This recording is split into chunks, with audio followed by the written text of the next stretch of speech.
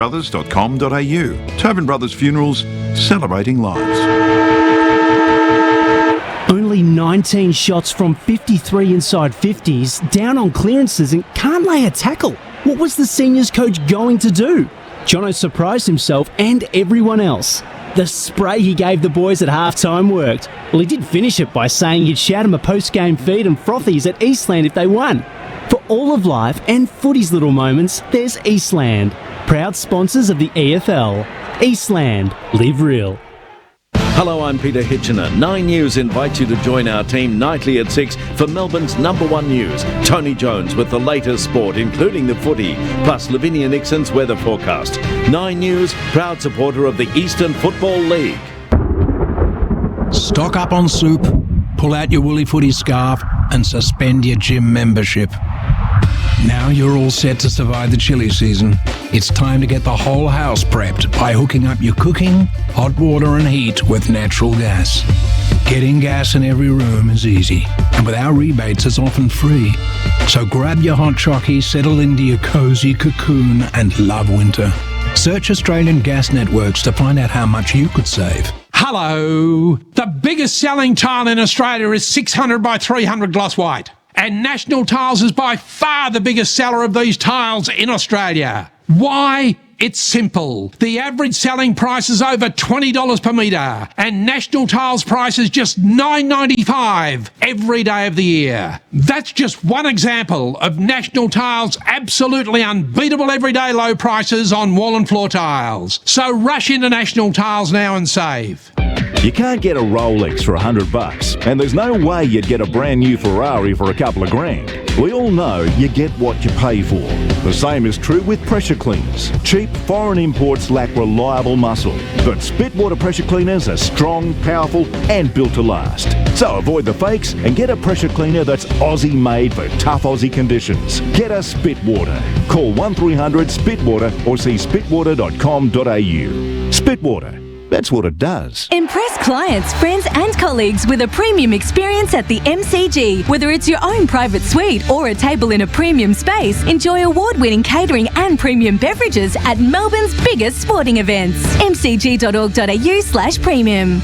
It's time for the match of the round. Okay, here we go. Okay, I'm putting mics on now.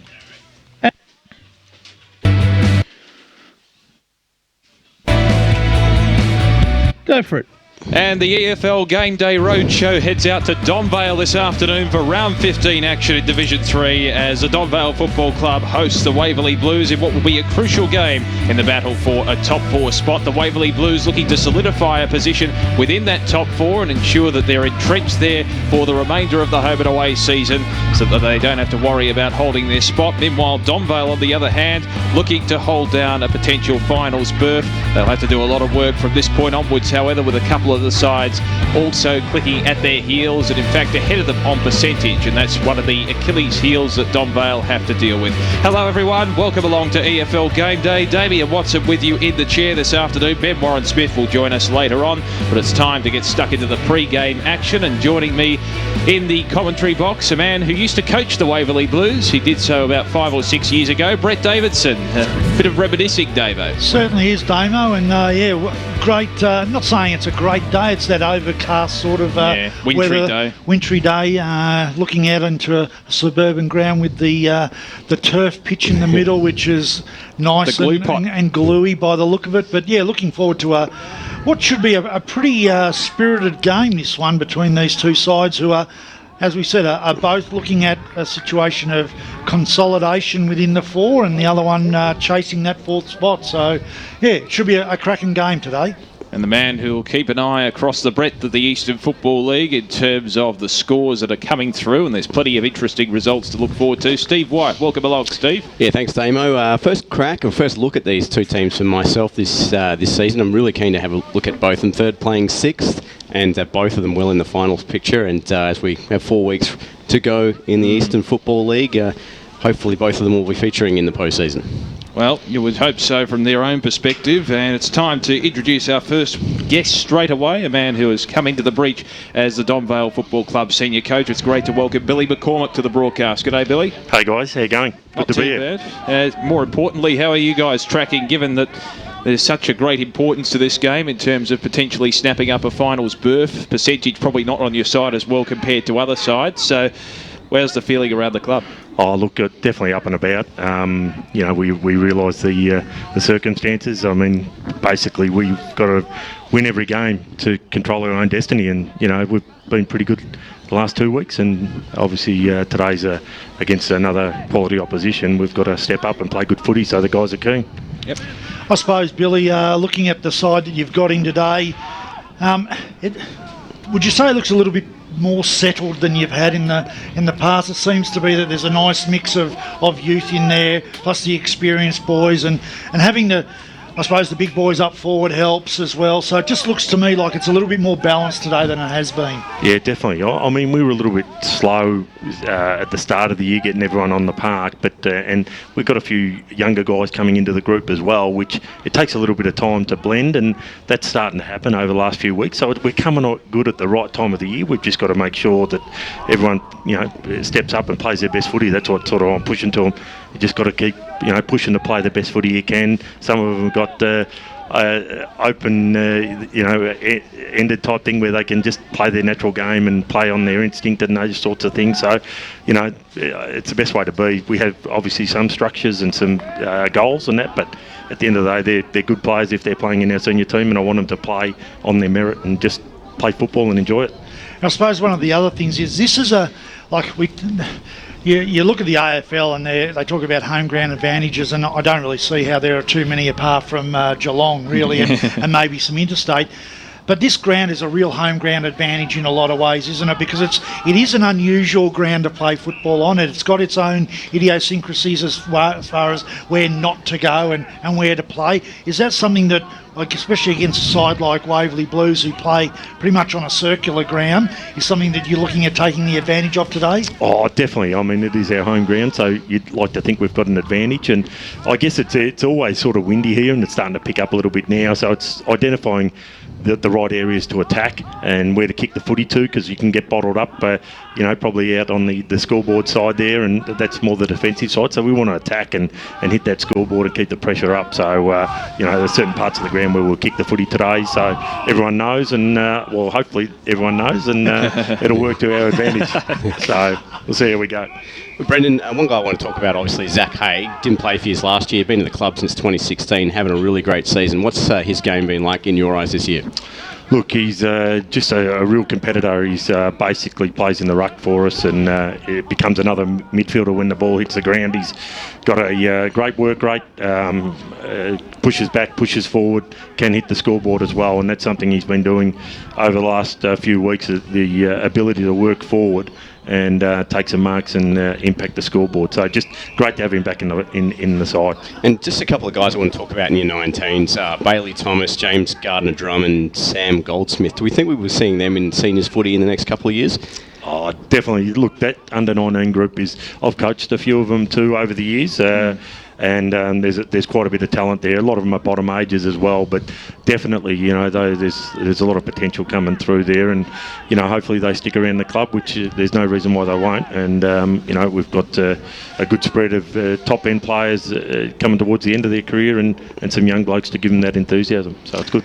And what is it about Waverley Blues that you've got to be worried about today? Because I suppose from our perspective, they've kind of gone under the radar just a little bit in the division, and slowly getting their side together and formed together, but they look a pretty young side that runs pretty well. Is that something that you've noticed? Yeah, definitely. I mean, they do get the ball at stoppages and get it out and go back and all those sorts of things, so our forwards are going to have to be on their game to push up and create the pressure and create the turnovers. So that's right, they are a young side. I think we got them the first time we played them, the second time they touched us up.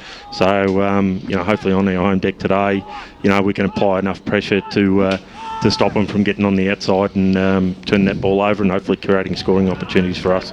We're speaking with Billy McCormick, the Donvale coach, before their clash against the Waverley Blues. Just lastly, Billy, you've been keeping a keen tracking on the club over the last 5 to 10 years. You've had an involvement in the past as well. How have you seen the transition of the club over the last 5 years, where they've had their struggles and they won the premiership in 2017 in Division 4? Are you proud of the fact that they've managed to work themselves out of a difficult spot and develop it to the point where they're contesting potentially for a Division 3 final spot? I know you don't like to look back, but is it still worth considering? Oh, look, the work around the place, and it's why I wanted to get involved. I actually was asked at the start of the year to coach if I wanted to coach, and I didn't want to coach. I was happy to play a role, but because I've got a couple of sons that play here, but it was more along the lines of the club itself, on how they've turned it around and how they work off field. Every player kicks in on a Thursday night. They're on gates today. They're doing all the little things to make it a great club. So they've really turned it around through great management at the top, through John Giles and Tony Pimmel. And a strong junior club coming through, and it's just a good place to be around. So, that I wanted to be a line coach this year and help out, but things eventuated 5 weeks ago, and I stood up and took on the role. But they're just really good people. So, and I think that's what you want. You want the good people coming in the club, a good culture, and then that hopefully puts us in good stead to have a tilt at finals. For all our teams. Well, not that you've actually got training wheels with regards to your coaching, but is this your audition for a senior coaching role in the future? Brett, not a chance. Not a chance. No, look, I'm happy to take on the caretaker role for the last 9, 11 games, whatever it may be. But look, I'd rather sit back and just watch. You've got another son at Eastern Rangers, and you're not sure what he's going to do next year. So the plan was to spread across both and share the time, but hasn't worked out that way. I've missed the last 5 weeks of my youngest ones, but I've been able to get into my older one and crack the whip on him. Well, if the caretaker feed continues for the rest of the season, you'd probably be fielding offers left, right and centre. Thanks very much for your time, Bill. No, appreciate it. Thanks very much, guys. Thank you. All the best. Brendan McCormack, the Donvale senior coach, ahead of their clash against the Waverley Blues today. Always very, very entertaining, and there is probably some sort of symmetry there. Do you think, under his tutelage and the experience that he has, that they could step up another level? I'm not aware of the circumstances behind why their senior coach dropped off, but ultimately, is this a good form of refreshment for the team? Oh, look, whether it's good or not, the fact is they've got a quality person who has got a great football brain, who's been able to demonstrate that over a number of years. Played for Fitzroy, didn't he, back in the day? He certainly did, and I'm telling you now, I think one of his first coaching gigs was Doncaster East, and I remember coaching against him, and he'd just come out of playing maybe, and I can't remember where we played, but I reckon he had 35 handballs for the day, and 15 of them would have gone 30 metres. So Greg Williams. He was just an exceptional user of the football, hard, tough player, and look, he's been a great coach, and they'll be getting a lot out of what he's being able to bring to the table at the moment. But I think he's understanding pretty much that this is a short-term gig for him, and he gets an opportunity then to enjoy watching his sons, and they're in great hands at the moment, so it'll be interesting where they go from after this season. It's always handy, isn't it, when you can count on someone like that to fill in the breach at such short notice. Just for all the stats nuffies out there, I think he accumulated 42 disposals in a game in the early 90s for Fitzroy against the Crows. I think it was back in 1992, and that was quite rare back in those days, aside from the Greg Williams players in that calibre, to accumulate that much of the ball. It's different, of course, in this era, but it shows you how much potential he had. Well, look, and he'd be the first person to say that if he was playing today, he'd like the ground to be pretty much that whole blue pot, because his ability in those conditions was exceptional. He could extricate the ball, and again, as I said, use of the footy was unbelievable in this standard of footy. So great footy brain, and Donvale are getting some great value out of it. So it'll be interesting to see if he's got a bit of his touch on the side as we look at him today. Question I want to pose to you, the forward targets at Donvale. They've been probably one of their transcendent features for the last couple of years. We've seen Jack Purcell and Nick Murphy star. Nick Murphy booting 6 goals last week. I think he's kicked 30 for the season so far. Do the Waverley Blues adopt a double teaming type of tactic, given they probably don't have the same depth goal-kicking wise, Donvale, compared to the Blues themselves, who've had a bevy of goal kickers this year. Yeah, look, it's an interesting one because both players, I don't know how many games they've actually played together, Purcell and Murphy today, this year, because they've had a few injuries during the year and they haven't been able to get into that. It's a bit like the Rewalt... Kazitsky. No, the other boy that for Richmond. The full you're talking Jack Rewalt. Jack Rewalt. It's a bit like that sort of combination. They haven't had a lot of time together this season, so... look, they're probably still working it out, and I would imagine, I don't think either of them are 100% fit, but the fact is you've got Murphy, who his ability to turn on that left and he can kick at 60, as he showed in finals a couple of years ago, and Purcell, who's just a strong beast up forward. It will be interesting to see what Waverley Blues do. I mean, they've always got Ben Turner, who does play forward, but can play back. Remember, he's a centre-half back from Baldwin a number of years ago. He's come to the club. He's a very good player that's able to go forward on the big players, but he can also, go back on big players, but he can also go forward and create some issues. There's a young boy in their side called Ben Vile. I recruited Ben to Surrey Park when I was at Surrey. He's from the local unit, Deakin University. He come out and had a game, and he played his first 6 games for us, and he was leading the best and fairest by a mile, and then had to go overseas for a placement. He's come back and gone to Waverley, and he's 6'4", runs, kicks, jumps. I think he's played a little bit in the back, in the ruck, but he can play back. Daniel Playstead can also play ruck and play back. So they've certainly got the options to play on the big players. But apart from Turner, the options are more your tall running defenders that they've got. So it'll be interesting to see how they match up. Yeah, and Jay O'Connell not in the side this afternoon. He's got 32 goals for Waverley Blues this year as well, so that might be a big loss. And Billy Evans, I think, has kicked 16, so there are 2 other options they have. Well, this is the thing that... Sorry to interrupt, Steve, but the Waverley Blues, they have a multitude of potential goal-scoring contributors, not necessarily in terms of big bags, but Daniel Playstead, Billy Evans, as you mentioned, Jake Twycross, James Taberner, they've been consistent contributors on the scorecard for the majority of the season so far, and even around the ground, Taberner and Twycross have been featuring in the best prominently all season. So is that an asset from the Blues' perspective? Yeah, well, if you go, the other side of the equation is Zach Haig's kicked 11 and Grocot's kicked 10 this year for Donvale. So but then when you've got Purcell and Murphy kicking 46 and 43 and 30 each, there's a bit of a reliance, but as you said, the spread is different for Waverley Blues. And that'll be the interesting thing is to see whether those bit players, if we like to call them, of the Donvale side can get in and hit the scoreboard. You know, they need to hit 1 or 2 out of those boys to really put pressure on the Waverley Blues defensive structures. I mean, the other thing is Nathan Mill of Donvale. You know, he's a player from East Doncaster who could play forward and back, key forward, key back. I think he's playing on the wing at the moment for Donvale, so you know, he's a marking option that can run. So I think there's some great matchups today, and that's the thing I'm looking at. You know, I'm looking at Tommy Miles, who's been captain at Box Hill in their twos for a number of years. He's an ex-Waverley Blues player who left it. He played in their... I'd be guessing if I said it was 2011 or 2012 or maybe earlier, grand final side when they beat Muralbark.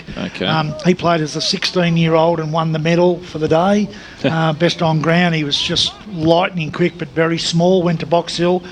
Wasn't able to make the big time, but was the captain of their the development side for a number of years. He's back at the club and being able to give them something. So, you know, his matchup in the mids or where he plays small forward as well will be really interesting. Ethan Becker's another one. He's another boy that went across to Surrey Park and got really ill during the year, wasn't able to play. He's come back, obviously. I think he's followed Benny Vile and they've come together. He played up in the country, but was a really talented country kid, so I'll be interested to see how he's going this year. But there's lots of great matchups from what we can see for today. There's also a couple of kids that, the 19s grand final, which I called last year, when they lost to Baronia by 4 points, complete heartbreaker. Omar Mohammed, I'm not sure if he's actually lining up today, and Demetrius Rufos. I talked to Bryce before the season for the In Focus, and the youth was a big contingent. Their 19s are really strong. They're about 4th on the ladder, I think, at the moment, so they're still in the finals picture in the 3rd and 4th 19s. But going forward, they've got such a long crop of players that hopefully will come through the club and they can draw on. And that's been the thing that probably they haven't utilised over the years, is that they've had a number of good kids, and for whatever reason they've not been able to get them to follow through and then stay. And this is something that I'm sure Bryce has been really cognizant of, and he wants to make sure that it's embedded within the club, that these boys that come through the 19s that have got talent stay. I mean, they've lost, I can't remember his name, young boy from the Vickers. They lost Vickers from their team. He's gone to Doncaster and been a very good small forward in the ones at Doncaster. Had, I think, 2 or 3 fours he's kicked. So they've certainly got a lot of good kids because they're in an area that they've got a little bit of that area to themselves. There's no one else around them that's taking, and really the only clubs around them are Southern Footy League clubs.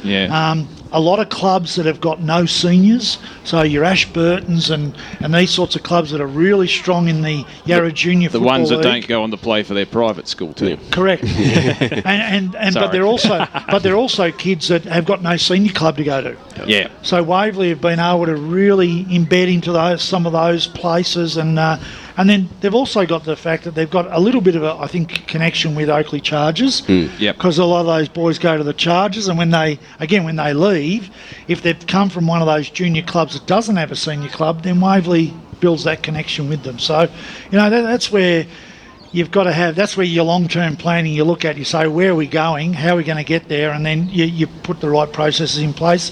I think that's what Bryce has been all about. You mentioned that geographical perspective too, Davo. It's a credit to Donvale, given that they have a lot of teams around this area, Doncaster East, Doncaster to compete with, and yet they've managed to rebuild and form a formidable team within their area. I think the thing we forget about Donvale is that they went into recession for a year.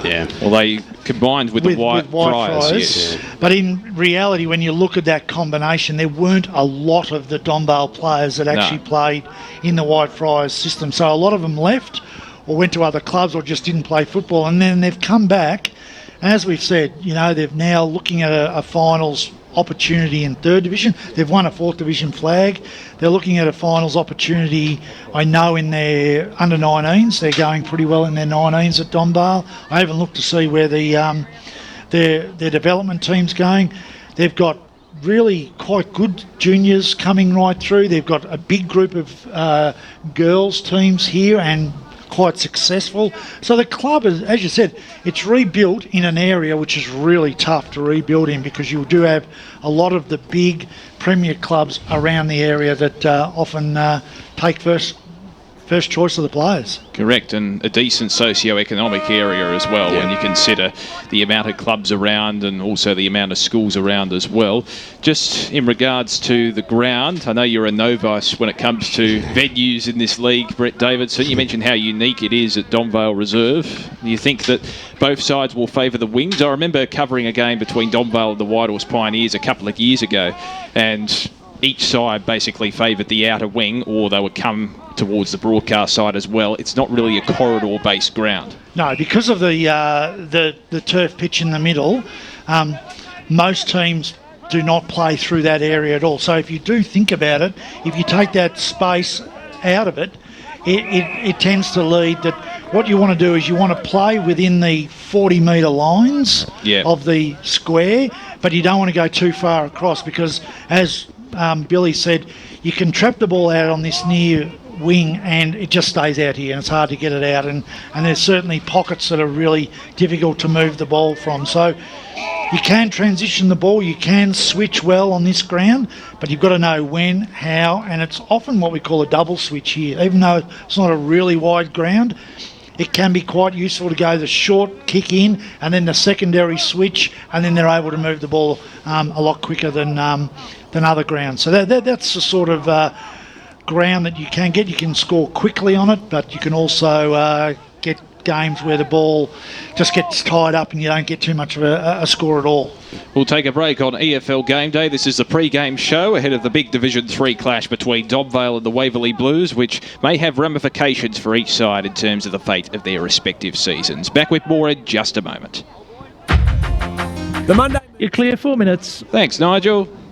On Waitley. The very short sale on now at Volkswagen. Get huge factory bonuses across the entire Volkswagen commercial vehicles range. Ends August 11. T's and C's at veryshortsale.com.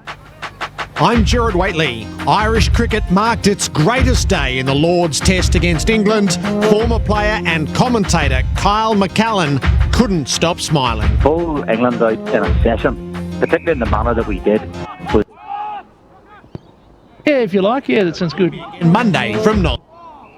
The senior coach has taken the team to Eastland for a post-game feed. If only they had this kind of teamwork on the field. They've just ordered starters to share, plus frothies for the whole table. And now Steve-O's chucked a prawn to Macca. He circled back. Yes! Straight into his pie hole. You beauty! Good form, boys. For all of life and footy's little moments, there's Eastland. Proud sponsors of the EFL. Eastland. Live real. The 2019 Toyota AFL season is really hotting up, so don't miss your exclusive Round 19 AFL record, featuring teams, stats and facts in your expanded matchday section. In this week's record, senior writer Ashley Brown assesses the coaching landscape and analyses how the cards will fall beyond this season. And exclusive each week, how your team rates according to the stats. Don't forget to grab your AFL record this weekend. Still just $5. Thanks to Karcher, the official 2019 partner of the AFL record.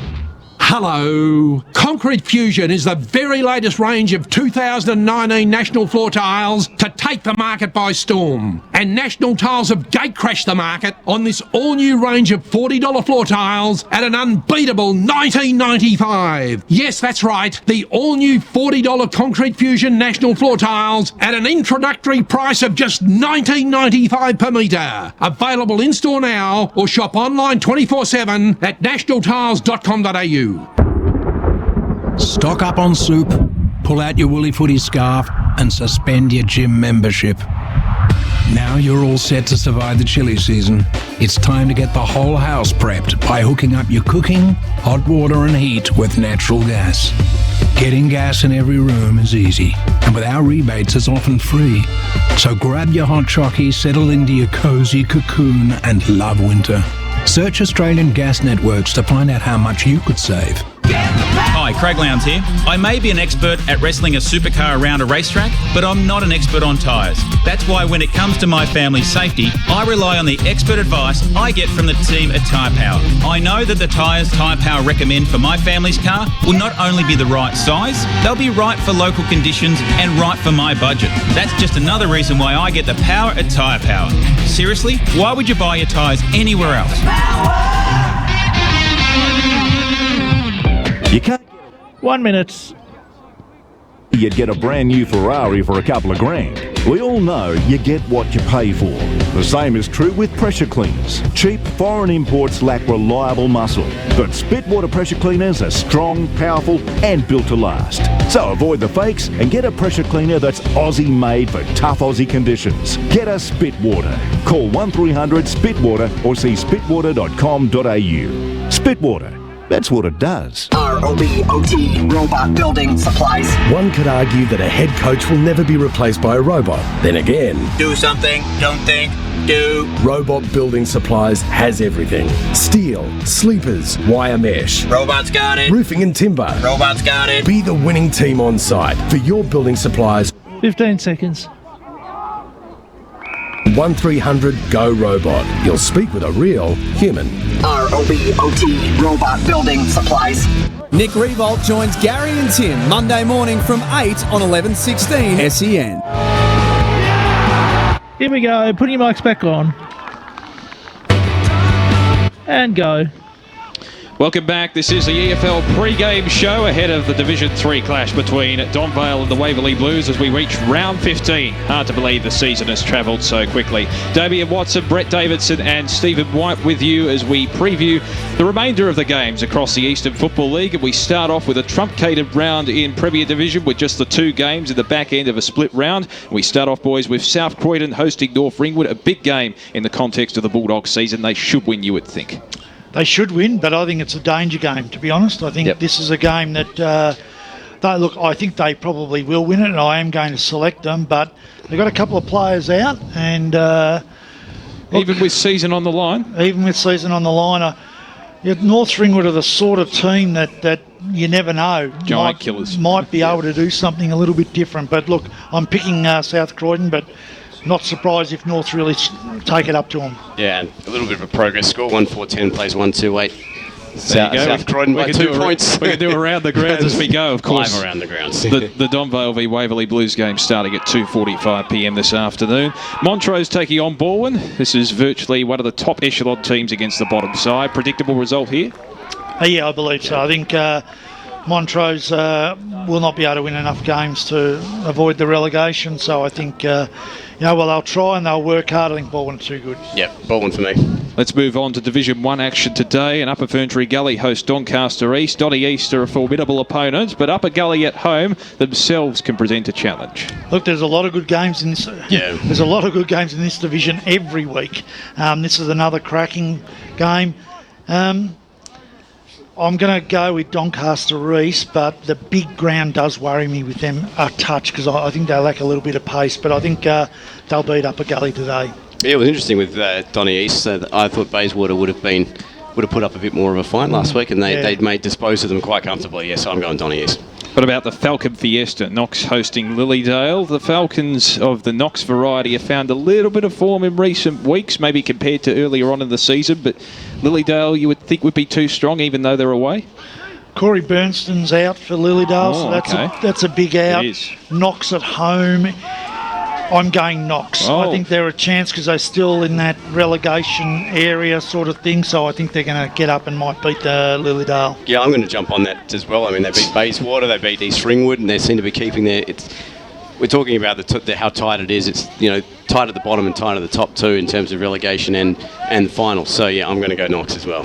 Wantirna South hosting Croydon. Wanty South have been amongst the disappointing sides, I believe, in the Eastern Football League. They take on Croydon with Britton and Co. Do you think their firepower will be too much? Well, look, we look at it. Wanty South hadn't scored a goal in 7 of the last 8 quarters that they've played. So that says something about their firepower.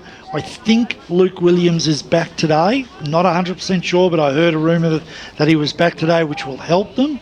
Croydon will be smarting after the defeat last week, so I think they'll come out and will beat Wanty South. Yeah, I think Wantirna South last week for me against Mooralbark, very disappointing. But interesting to see what Luke Williams can bring if he's back in the side. But no, I'm going Croydon this week. Bayswater hosting Mooralbark. The Mustangs have come back after an indifferent start to the season, but Baysy themselves are a quality opponent. Yeah, look, they'll be disappointed after their effort against Donny East last week. Mooralbark know that they've got to continue to win to keep giving themselves an opportunity to play finals, but I think Bayswater may be a little bit too good. Yep, look, I'm going to go Baysy on this. They'll be disappointed, as I say, at the Donny East game last week. Park Orchards have had their own disappointments this season with shining lights at certain circumstances. They host East Ringwood today. This would be an interesting one, I think. Yeah, I think it will be too. I think if it was at East Ringwood, I'd nearly be a chance to flip across and give them a chance. But because they are still fighting for their life in this division. But I think Park Orchards, who are still fighting for a position in the finals, I think they might have too much firepower for East Ringwood today. Yeah, look, East Ringwood, they claimed Lilydale's scalp and they claimed the scalp of Croydon the other week. So no, I'm going to go. I'm actually thinking they might have a sniff, but I'm going to go East Ringwood by a couple of goals. Let's move on to Division 2 action now in round 14. And Baronia host Heathmont this afternoon. Two sides hoping to be amongst the top echelon. This would be a mouth-watering one, I think. It will be. And I spent a fair bit of time today with Matthew Clark. My boy played in the under-19s for Heathmont today. So I was out there watching that game, and he and I were having a good chinwag for an hour or so, and I've got that funny feeling that they just feel that they're starting to build in the right way. So Heathmont need to win to give themselves a chance at finals, but I've got a funny feeling Boronia, they might be a little bit too good today. Yeah, Boronia won the last 5. Heathmont coming back with the Parker Cup win, I think, was big for them after dropping 3 games. But I think, Boronia for me as well. Scoresby host Ringwood this afternoon. You would think the Redbacks would get up against the lowly Magpies. Yeah, look, I think Scoresby have been a lot better than what their position on the ladder indicates. We keep talking about the fact that they've got lots of positives apart from probably their forward line. I think they'll push, but Ringwood will be too good. Yeah, well, I called them as my outside roughie to be controversial on Insight during the week. Scoresby, Don't change. No, I'm not changing. I'm going to stand by my guns and stick by your guns. That's it. What about the Basin hosting Mulgrave? I mean, Mulgrave have a reputation to an extent of providing upsets, but the Basin at home, they can be very challenging, particularly in these type of conditions where it's conducive to in and under football. Yeah, look, the Basin are still fighting out for that spot as well, and I think they've been a bit disappointing, to be honest, the Basin. Mulgrave have got that chance of upsetting, but I think the Basin have got too much to play for. Yeah, I think the Basin, I think they're 4 games back now. That loss to Mitcham, I think, was probably the coup de grace for their season, only by 2 points, and they nearly stole it. But it's fun. Mulgrave have been pretty competitive the last few weeks, and I've enjoyed their footy, particularly when they only lost to Mitcham and Ringwood by small, 2-3 goals each. So, I'm going to stick with the Basin. The final game of Division 2 this afternoon sees Templestowe pitted against Mitcham out at Porter Street. This is another enticing clash, in my opinion. Yep. Well, I got a little bit of a shock when I looked at the ladders and saw that Templestowe are on top of the ladder. I know it's only by percentage, yep. But the fact is that they've really they've sneaked up on everyone, haven't they? Yeah, in a way. And they play that sort of football. When they play their disciplined, structured, role-playing football, they're very, very good. They've got a couple of reasonable outs today. Mitcham have been going along quite nicely. This is going to be a really crucial game. I'm going to go Templestowe at home, but just. Yeah, look, we talked about them during the week too. Templestowe, they kick low scores, but they flood players forward. So they win games, by a goal or 2, but low scores. But if they play that style of game and they can contain, Mitcham and like Jesse Gordon and all those guys, I think they'll win the game. We're covering the Donvale v Waverley Blues game on EFL Game Day this afternoon, so let's move to the other 3 matches in Division 3 to take place. There's 2 day games and 1 night game. Let's start off with the daylight matches. The Whitehorse Pioneers hosting a team that have been very disappointing given the inclusions and acquisitions they've put into the side this year, Churnside Park. Yeah, look, Whitehorse need another win to continue working into that finals area. They'll be too good for Churnside. Yeah, ditto. That's it. And given the build-up and the logjam around the middle of the table in Division 3, this makes the Donvale v Waverley Blues game so important, particularly for the Vales if they want to get a final spot, because you would think that the other day games today will be lay down Maziere, Whitehorse over Churnside Park, and the next game, Warrandyte against the Glen Waverley Hawks, based on form and incentive. You'd have to go with the Bloods here. Yeah, look, but they have been they've been the up and down side of the competition. They've been very difficult to predict. Glen Waverley Hawks have been incredibly disappointing this year, and even at home, I think Warrandyte will get over the top. Yeah, well, it's interesting with Warrandyte. They, apart from their win over Churnside Park a couple of weeks ago, they hadn't won. Their last win came against Donvale round 9, so they've had some disappointing results, but I think they'll get the job done this afternoon. And the top of the table clash up the mountain. South Belgrave, who've been irresistible this year, they take on Ferntree Gully. A reminder, last time these two sides met, even though they're top 2, South Belgrave smashed them to the tune of over 90 points. And at 3/4 time in that game, as was the radio game, Ferntree Gully had kicked 1 goal. Correct. To 3/4 time. South Belgrave are so far and away better than most teams in this competition. They will win tonight. May not be a big scoring game because of the fact that it's at night, but South Belgrave will be too good for Ferntree Gully today. Yeah, look, I tend to agree. We spoke to Michael Topp during the week, captain, skipper of Ferntree Gully. He was really confident around the club. I think that Ferntree Gully have a chance to keep the score lower, but I still think South Belgrave will get it done today. Let's quickly whip through Division 4. Croydon North Hemlock hosting East Burwood. You'd think the Rams would have too much to play for here to drop a game. Yeah, they'll be stung from their defeat against Coldstream last week, and they'll come out breathing fire against, unfortunately, Croydon North Hemlock, and a big win in store for them. Let's move on to the next game. Fair Park hosting Kilsyth. Fair Park have a lot on the line themselves. They do, but in this division, unfortunately, you get some games where they're a little bit easier than others, and I think Fair Park, with the introduction of McKendry and Colosimo back into their side this week, will be far too good for Kilsyth. Let's move on. Forest Hill hosting Coldstream this afternoon. This will be an interesting one. Coldstream in good form, as you mentioned. Yeah, this is going to it will be interesting because you've got two lots of Forest Hill grounds fit into the one Coldstream ground, so it's going to be tough, but I think Coldstream will be too good, got too much to play for. Yeah, well, I mean, Coldstream, we saw them a couple of weeks ago in the radio game. I think if they go on current form, Chad Rogers has got them firing. Yeah, I think they'll do their business. And Sylvan hosting Surrey Park. This is a big game because both sides need to win this game to continue to cement their spot in the final group. Sylvan are always tough, but I think Surrey Park will be up to the challenge. I think they'll win. Yep, I'd have to agree with that too. Nunawading with the bye this round. That wraps up all of the games across the Eastern Football League this afternoon and evening. Stay tuned. This is the EFL Game Day pre-game show on 1377 SEN Plus. We'll be back with Donvale v Waverley Blues after this. The Monday Means Test with David King. Clear 4 minutes. Thanks, mate.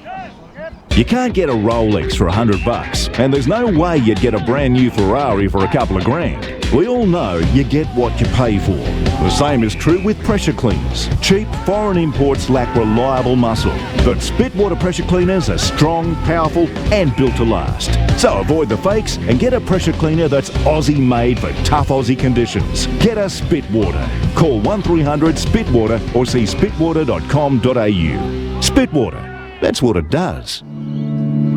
You've all been to funerals of family members or friends, right? Do you start thinking about what you would want at your funeral?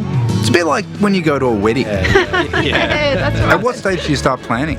Have an open and honest conversation with your loved ones. Celebrate your life the way you want, like I did with a fixed price funeral plan from Tobin Brothers Funerals. The price doesn't change and your life will be celebrated your way. Find out more at tobinbrothers.com.au. Tobin Brothers Funerals, celebrating lives. Hello, I'm Peter Hitchener. 9 News invites you to join our team nightly at 6 for Melbourne's #1 news. Tony Jones with the latest sport, including the footy, plus Lavinia Nixon's weather forecast. 9 News, proud supporter of the Eastern Football League. Stock up on soup, pull out your woolly footy scarf, and suspend your gym membership. Now you're all set to survive the chilly season. It's time to get the whole house prepped by hooking up your cooking, hot water and heat with natural gas. Getting gas in every room is easy, and with our rebates it's often free. So grab your hot chockey, settle into your cosy cocoon and love winter. Search Australian gas networks to find out how much you could save. Hello, Frank Walker from National Tiles.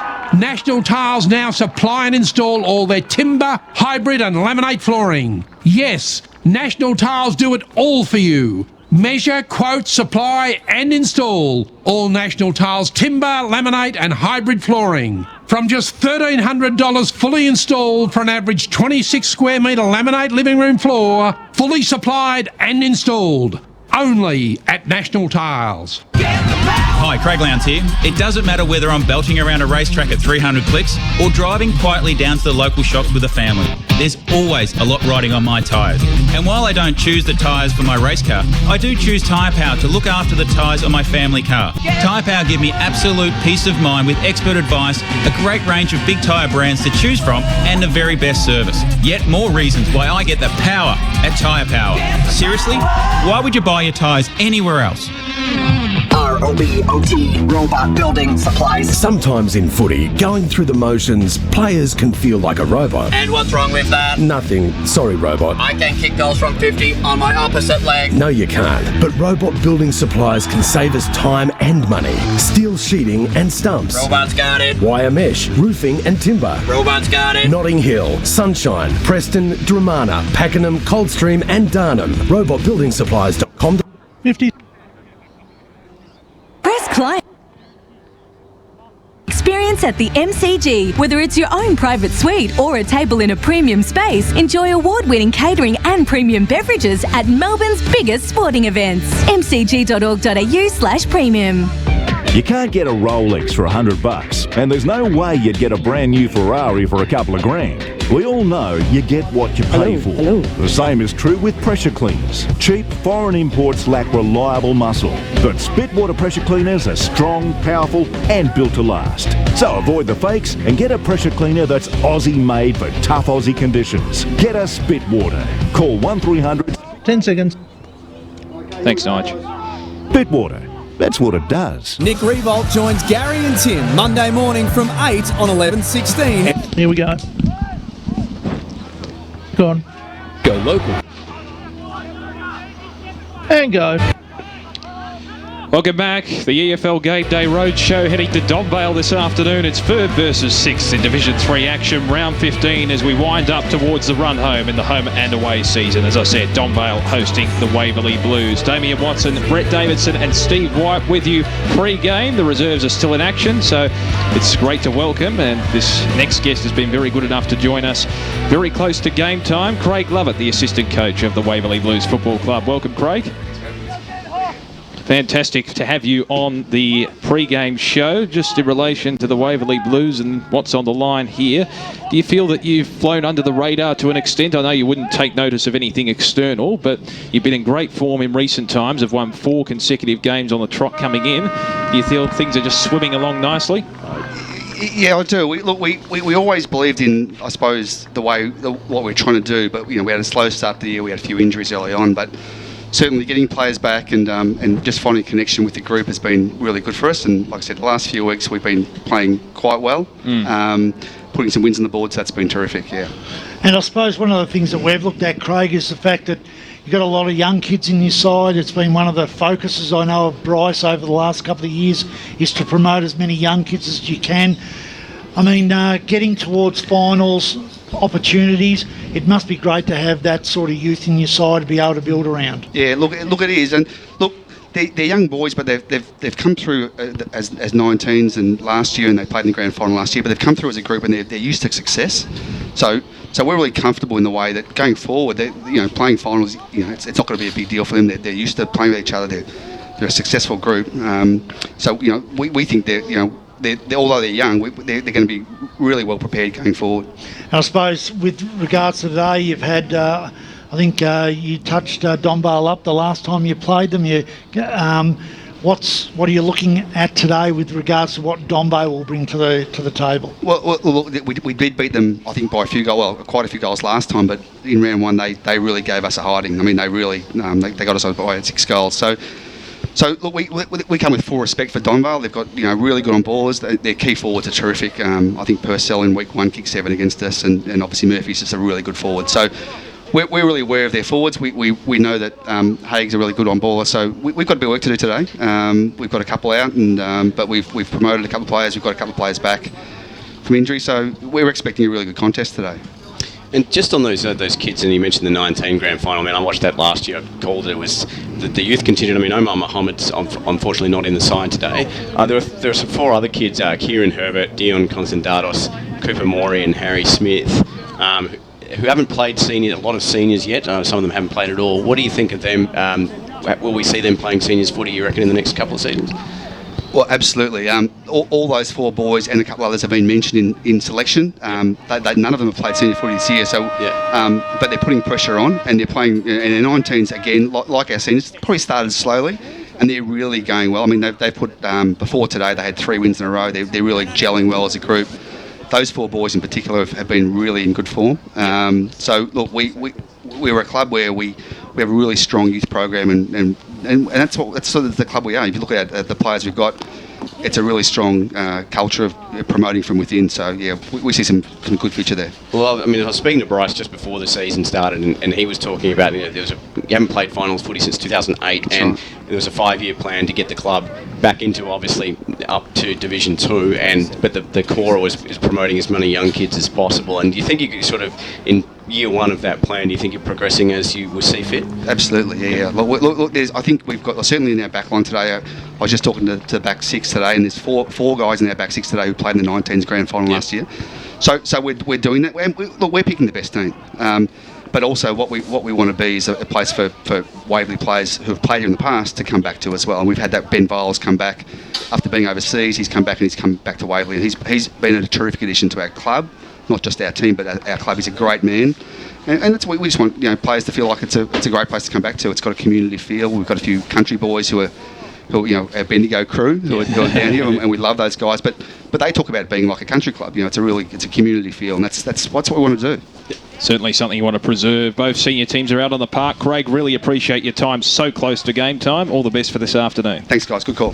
Craig Lovett, the assistant coach of the Waverley Blues Football Club, ahead of their clash against Donvale this afternoon. And Davo, it's going to be an interesting game, this one, with a lot on the line coming in and the ramifications and permutations for the season ahead and the last few weeks of the home and away season in particular. Do you think that Donvale, with the greater incentive in terms of maintaining a potential final spot, would have that extra little gear? Do you think that should matter in principle? It should matter in principle, but the reality is that once the ball's bounced, those sorts of thoughts go completely out the window. So I'm looking at the fact that I think Donvale will want to play their brand of football so that they can beat another side that's vying for finals with them, and that's what I think they're looking at. And they picked a good side. I just look at the Waverley Blues and they just look like they've got a really nicely balanced team. They've got the height, they've got run, they've got experience and youth. Look, and even though Donvale are on their home ground, I've got a funny feeling that Waverley may be a little bit too strong today and might get over the line by a couple of goals. Steve White, your tip for this afternoon? Yeah, look, I'm going the Waverley Blues 4 in a row now, and as we talked to Craig before, I think they've just got just that little enthusiasm and the buzz around the club, but not just that, the young players too. I think that in terms of where they're going right now at this stage of the season, I think they're just going to get over the line here, but I'd say two or three goals. And it's time to welcome my co-commentator for this afternoon, Ben Warren-Smith. Benny, who are you backing today?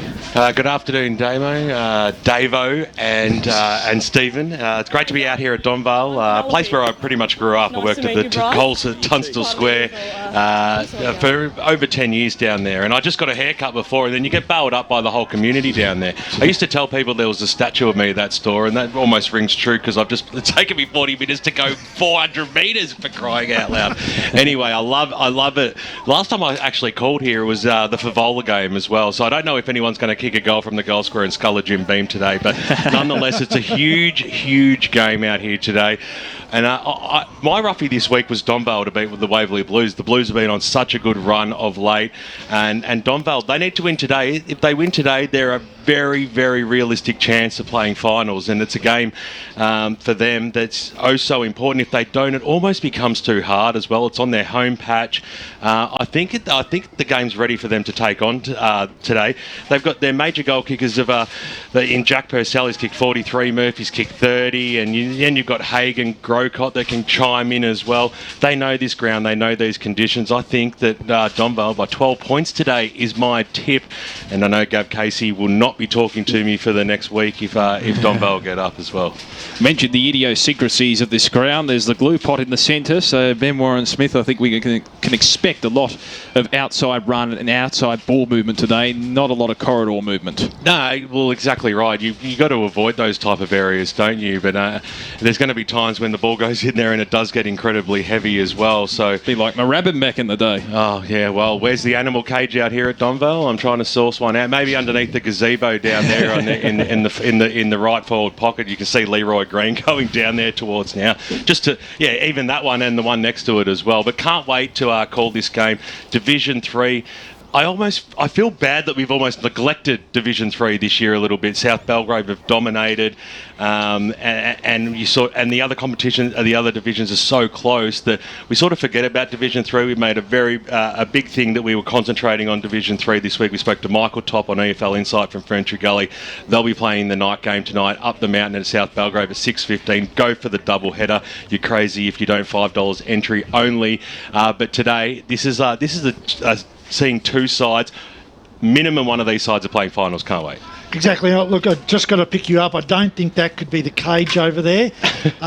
Reason being, while I was there, they were selling me cupcakes. So, right. I don't think it's really going to be maybe the case. their weapons or something like that. Could be like that. But look, I think the one thing that we're hoping for today is that we don't have a game like last week where the ball was on the far side of the ground the entire game. I've got a funny feeling it's going to be around our area a fair bit of today. Oh, well, our boundary rider Penelope Knight, thanks to car sales, won't be very happy to hear if that's the case, because she said, "Where do you want me?" And I said, "Go to the other side of the ground." But we'll cross down to Penelope now. Pen, your true centre wing position, what's the conditions like down there very quickly? No wind to speak of at all. Look, a bit overcast, but yep, it's the grounds as a glue pot, but here we go, up we go. Start of the game, Division 3 action, round 15, potentially season on the line for Donvale on their home turf, and it's the Waverley Blues winning the clearance. Meyer provided the hand pass, and the quick kick comes towards centre half forward. Twycross has been in excellent form, and he continues in the same vein with pristine delivery to Playstead. He can mark it on the chest and go back and shoot directly in front, 40 out. Well, Playstead has been the ruckman in the team for a number of years. Really versatile player. Been injury prone over a number of years as well, but it's great to see him back in form, and he'll certainly be able to make the distance here. Kicked 18 goals for the season, second best on the board for the Waverley Blues in 2019, and he gets the start they wanted. First blood to the Waverley Blues. They're 1 straight 6 through the form of Daniel Playstead. Donvale yet to score, and we've gone less than a minute in the first term on the Eastland scoreboard. And the thing about that, the dangerous thing was the ease at which they were able to take that out of the midfield, and that was a beautiful hit-up target from Sammy Meyer. So, yeah, beautiful kick, nice goal. Dangerous signs already for Donvale. Let's head to the score centre, Steve White. Yeah, because we're started late, these scores are quarter-time scores. Forest Hill 3-2-20, Trail Coldstream 4-4-28, and Sylvan 1-5-17, Trail Surrey Park 5-3-33. Back in the middle, less than a minute to get proceedings underway on the scoreboard. The Waverley Blues with first blood. They're 1 straight. Donvale yet to score. Tap 1 for the Blues by Curtis. It falls to ground level. Diving on top of the football was Rosa. Eventually tried to get the hand pass out. Was successful. Trying to break through his toes. Couldn't quite get a clear, effective disposal away. And as a consequence, Evans kicks it inside 50. Looking in the placed direction. He couldn't quite take it. Duncan just hacks it on the boot. Looks towards centre wing. It's all the Blues. Facey on the right foot. Sends a tumbling ball towards right half forward, and the outstretched mark is taken in the end by Ben Turner, and he can go back potentially and shoot from just beyond the arc on an acute angle. Well, what they're doing here, Waverley, is that they're matching up with Donvale by putting 2 big players down forward in Turner and Playstead, and forcing Donvale to match up on them, which is a great move. Turner be kicking from about 45 metres out. The distance will test him and hasn't quite got the carry. In fact, it just makes it over the line for a minor score. So the Waverley Blues move on to 1-1-7. Donvale yet to score. We've gone 2 minutes on the Eastland scoreboard. So it'll be Ethan Duncan to bring the ball back in. We'll cross down boundary side shortly just to get a take on what the conditions in Breeze like are. It doesn't seem to be too much at the moment, but the Waverley Blues, they've started dominantly. The kick goes out. McCormick was the one who was the big flyer that time. The Blues in a chance now through McConaughey in towards the pocket, going after the mark. There was Facey. He was dispossessed. Liardi did well. He'll go after it again in the long sleeves. He got brought to ground. Umpire's going to come in and bounce this one, you would expect, right underneath the Eastland scoreboard, I should say. It's not named after myself. I won't throw out an old sponsor. And we'll have a ball up right in front of the Eastland scoreboard, which sees a 7-point lead early to the Waverley Blues as they're in their forward arc here. Nicely done there by Wignall, but got brought to ground. Toast, the skipper, got the handball away. Kick was smothered. Working themselves around. Here's Playstead. Searches towards the goal line. He pushed it right across the face. Getting up back underneath it was Borghese, and he did really well there. Moved it quickly to Cameron, so some good meterage there. They're just still inside that defensive arc. Donvale, the home side today. Short passes on. Borghese gets it back. Chip over the top. It's a good kick too. Lucas had a bit more time. He was a little slow in turning around, but nonetheless kicked the ball out wide. Sat up well there for Wignall, who had to judge it as a floating kick. So true centre wing position. A chance for the Vales to go forward here. Lucas. Now they go through forward. Lucas inside forward 50, and a strong mark by Jeremy Grocott on the second grab, and he'll go back and have a ping from 40. That is knowing the ground. If you notice the way they brought the ball in there, they actually flirted and skirted around the glue pot, but did it in such a way that it was brought in beautifully. Subtle. So Jeremy Grocott He's kicked 10 goals already this year. He's hit double figures. Well, let's make it a deuce of the ones. He's hit 11, and Donvale have kicked their first on the Eastland scoreboard. 5 minutes in to this first term on EFL game day. It's a 1 point margin. The Waverley Blues lead 7-6. Yeah, look, that's an excellent bit of transition play from defence there, and really impressive work through the middle. Nice mark from Grocott. He's not the most elegant looking kick, but it doesn't really matter. It went straight through the middle, and that's the main thing. Almost James Manson-esque in a way. You don't wish that on anybody. No, that's been way too harsh, Damon. Exaggeration. James Manson, a very good forward too, as we're back in the middle. Seesawing contest early. It's the Blues by a point. Back in the middle. Trying to dive on top of the football there is Toast. He's claimed at a tackle by Coughlin, and we'll have a secondary bounce. I'm glad you said he was a very good forward as opposed to something else, Damon. Good guitarist as well. Touche. So over the top was Curtis, trying to force it to ground level. He roves his own ruck contest, and we'll have another bounce. Umpire Pulley in charge of proceedings in the middle this afternoon. Waverley Blues by a point on the Eastland scoreboard, early going. Hopefully the tight nature of the game continues throughout the remainder and the duration of the match. Well done. Trying to break clear was Meyer, but in the end it's intercepted for the Vales by Liardi, who sends a long probing ball towards half forward, looking into the path of McCormick. Can he take it on the bounce? Tries to tap it to his own advantage. The bounce was fickle. He evaded a couple of tackles. Not quite the second one. Holding the ball. The free 60 tackle was there, and the Blues eventually turned the ball over. A great tackle effected by Facey. It's been prominent early. So Facey will wind up now. Kick it down the line. In the back spot there, that time there was Curtis over the back. Donvale got the numbers. The switch might be on here. The kick goes in towards the middle of the ground where Lucas over around the pill had support in the back there by McCormick. Gave the bend off. Got the runners on the outside to Donvale. The kick drives inside forward 50. Goes deep in towards the forward pocket. Al Jenkin was after that one, but the paint beats all players as we go around the grounds on the score centre with Steve White. Yeah, Div 2 at quarter time. Baronia 2-3-15 lead Heathmont 1-2-8, and the Basin and the Mulgrave all square 3-4-22 apiece. Oh, a good start there, an entertaining game.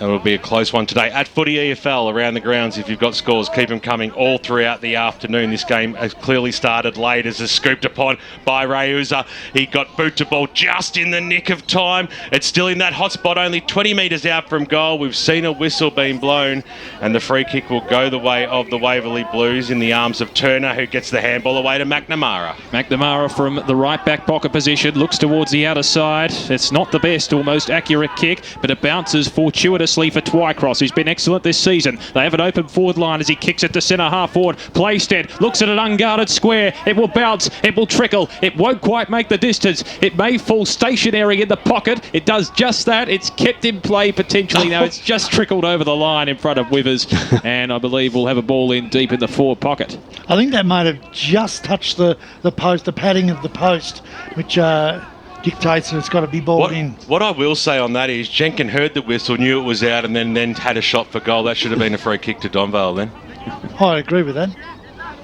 Just for smart Helicky behaviour. Yeah, well... Oh, it's like you don't hand the ball back to a player. It happens. It's wasting time. It's deep inside the Waverley Blues 450, but the Vale defence resilient as the mark's taken at right half back by Wignall. He's featured in a couple of passages of play already. It's a very precise kick. It needed to be. Is it out of the full? No. The umpire adjudicates that it was a mark just in the field of play by Waverley Jenkin. Blues Waterboy was trying to convince the umpire too then.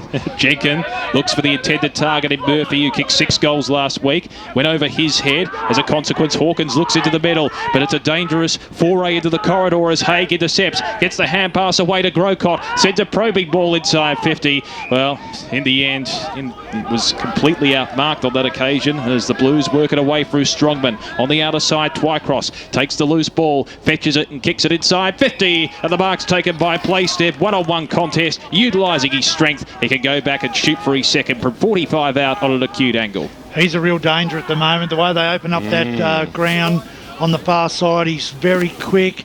He's been able to take 2 strong chest marks, and he's already had a 3rd snap. So look, he's a real danger at the moment. The way they bring the ball into the forward line, they've got to really watch that, Donvale. Yeah, muscle Duncan for front position. Can he boot his second major. It's across the face and doesn't register a score. It's gone out of the full, so it'll be a defensive free kick for Donvale, and retrieving the ball from over the fence will be Alistair Jenkin. So Al Jenkin got to get the ball, as most players do down this end at Donvale. We need to send some young whippersnappers down there to collect the football. It happens week in, week out. Brad Henderson lost his keys down there a couple of weeks ago. But he found them, so that's a good thing. Steve White around the grounds on the score centre. A couple of Premier Division score updates. South Croydon 4-9-33 lead North Ringwood 4-5-29, and Balwyn 7-2-44 lead Montrose 3-2-20. Great stuff, Steve, on the score centre. The kick came out. Hawkins was lucky to get away with that one as the handball comes out. Brown squeezed to kick in towards the middle. So McConaughey, not related to Matthew, winds up. Keeps the ball low. That was a nice kick. I tell you what, the intended target that time there was Coghlan, but a nice strong mark in front there by Borghese. He's had a few touches early for Donvale. Kicks it out wide. It was a perfect kick there. Ringquest got the handball away to Mill. You heard Bruce really impressed with that one in the background as a handball over the top.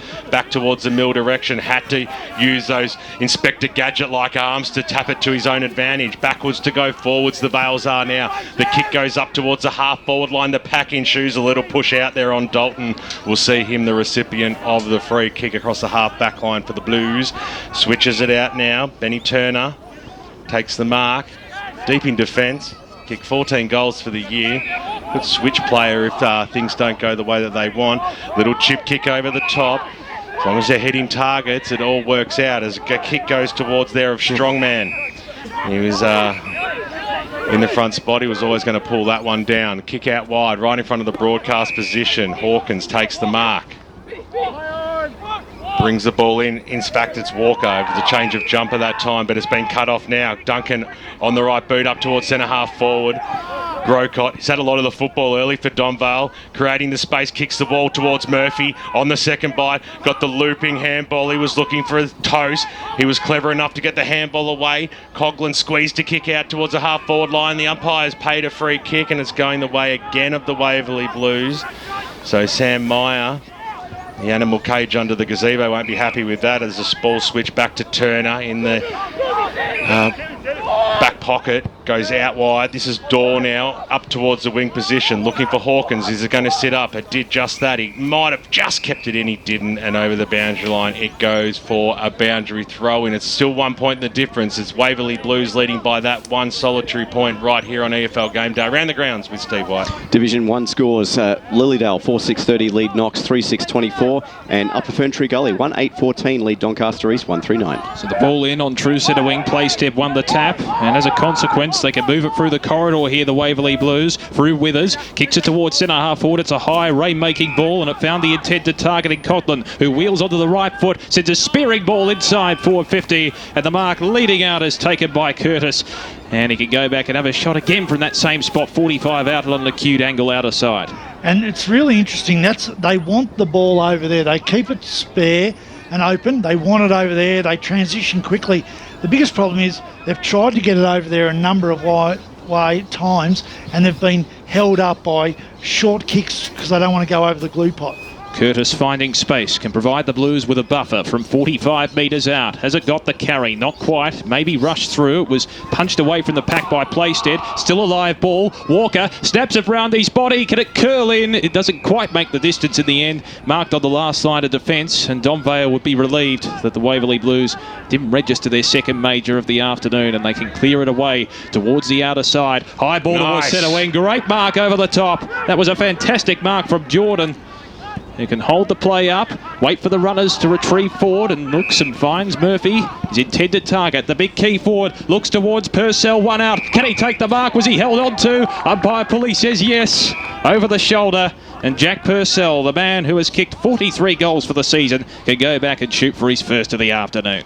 Well, this is a great game of contrasting styles. The two big forwards for Donvale have been useful. They know they put them in the right areas. Lots of space for them. The ball movement by Waverley Blues a lot more short and precise. Jack Purcell, 25 metres out, almost directly in front. Should be a soda, and he's opened the cam with a goal. That's his first of the day, and Donvale take the lead for the first time. They're 2 straight 12. The Waverley Blues 1-1-7, 14 gone on the Eastland scoreboard. And he certainly looks like he's in pretty good shape at the moment, Purcell. Murphy's the one that looks a little bit proppy with his knee, but having both of them in that area, they're very, very dangerous, and Strongman's going to be under a lot of pressure. Let's head to the score centre, Steve White. The Basin 4-8-32 leading Mulgrave 3-7-25, and all square between Templestowe and Mitcham, 2 straight 12 apiece. Brad Henderson out there today. We'll hear his around the ground report later on. Strongman really disappointed with that decision, but the umpires are paying them consistently, and Waverley Blues have got their fair share in this first term as well. Through the middle they go. The centre clearance this time goes with the Blues, trying to charge his way through. There was Withers. He was brought to ground, so a free kick will go the way of Donvale. It'll go in the way of Haig. He kicks the ball inside forward 50. It's a prominent kick as well. Underneath it there was Haig, I should say, who takes the mark and will go back and have a ping. 40 out, or we'll call it 45, directly in front. A chance to extend the lead here. They lead by 5 points, and Waverley Blues dominated the first few minutes. All of a sudden, Donvale could be in front by 2 goals. They could, and that was great play by Alistair Jenkin then. He was able to block the contest out, and Haig was in the right spot at the right time. So Haig comes in and Haig kicks a goal. Fantastic stuff there by him. He's kicked 12 now for season 2019, and the home side, they have a bit of breathing space. They lead by 11 points, 15 minutes into this first term on EFL Game Day. We hope you're enjoying the broadcast. We're going right through till 6 p.m. on 1377 SEM Plus, including around the globe on EFL.org.au. Got to give the weekly shout out to Brad Bird. This week he's in Indonesia. Played golf this morning. Now he's tuning into the broadcast. Ain't life peachy for people like him. I'll tell you what, he's done all right, hasn't he? Frequent flyer miles are plenty. Steve White around the grounds. Yeah, in Division 3, Glen Waverley 6-6-42 leading Warrandyte 3-7-25. Whitehorse Pioneers 3-3-21. Chancellor Park 2-3-15. Hale takes the mark 70 metres out from home. It's a congested forward line. Kicks into the pocket. It's a 2-on-2 contest. At the front of the pack there was Turner. Couldn't quite hold the mark. Trying to slap it back into play is Curtis. He's unsuccessful. Have a ball in deep in the forward pocket for the Blues. And the difference between the two sides is that the big forwards at Donvale are leading and marking directly in front of goal. Waverley Blues are leading to the pockets, and always when they're taking the mark, they got the shot on the angle each and every time. Donvale by 11 points on the Eastland scoreboard. Curtis takes responsibility for the ruck contest with a double-handed fist down, but it's sharked at the end by Liardi, kicking it towards the outer side of the ground, and it's gone out on the full. So the Blues can work another foray forward, kick towards the half-forward line. Flying high for the mark there was Curtis, couldn't quite take it. Falls out the back with a hand pass to Duncan. Swings it round his body towards centre wing. In the front spot was Meyer. Couldn't quite hold the mark. He slaps it out of play. We'll have a ball in between wing and half forward for the Blues. Boundary. Let's head boundary side with thanks to car sales. Pen Knight. Look, just a bit of a weather update. We've got a light dusting of rain here, but nothing to affect play, and the wind's quite still, so it's quite conditions unusual. are quite nice. Quite unusual for Donvale, for the wind to be still. Past history is to go by. Play step won the tap, but it's Haig with the clearance for Donvale. Hand pass into the corridor. It's fortuitously tapped by Borghese. Couldn't quite find the target, however, with that deft little touch. Goes back in, feeds the hand pass out, finds Lucas. Eventually claimed there for Donvale was Cameron, and forces a stoppage on centre wing. Look, I'm really liking both teams here. They both play good, strong football. They're running, they're transitioning well, using the ball pretty well, and the tackling's been strong as well. Pye throws it up, Playstead got the palm down, so a chance now for the Blues. They might have to use the middle or cross over the glue pipe. Nicely done there by McNamara. They switch the ball now, Waverley. Almost backwards to go forwards, but if it sits up for him, it'll be okay in this instant. The kick that time down the line, it was by Withers. It was kept in brilliantly there by Facey up towards the half-forward line. Dropping what he probably should have taken that time was his teammate there in Turner, who thumps the ball on the boot. He kicks it deep, but getting underneath it, James Rausa takes a strong mark. He backs up, kicks it out of that defensive zone over the back. It might be picked up here by Mill, the former Lion. Kicks down the line. This is good play now. Lucas on the right boot, coughed it up. They were on there. They were absolutely on there. Donvale as Dalton then. Well, they had their chance. Got it chopped off there by Lucas.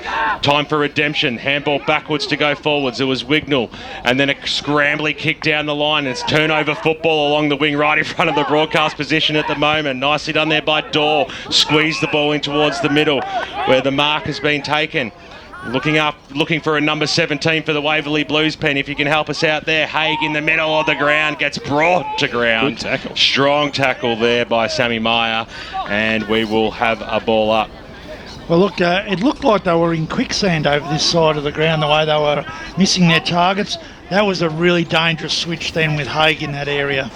The ball up, Haig wins the tap, forces it towards centre half forward. The Blues have the numbers around the contest. Toast tried to break away from the Meyer tackle. He was claimed and ridden into the ground. We'll have a bounce 65 out from the Vales goal. Let's head around the ground. Steve White. At half-time, Wantirna South 6-4-40, trail Croydon 6-7-43.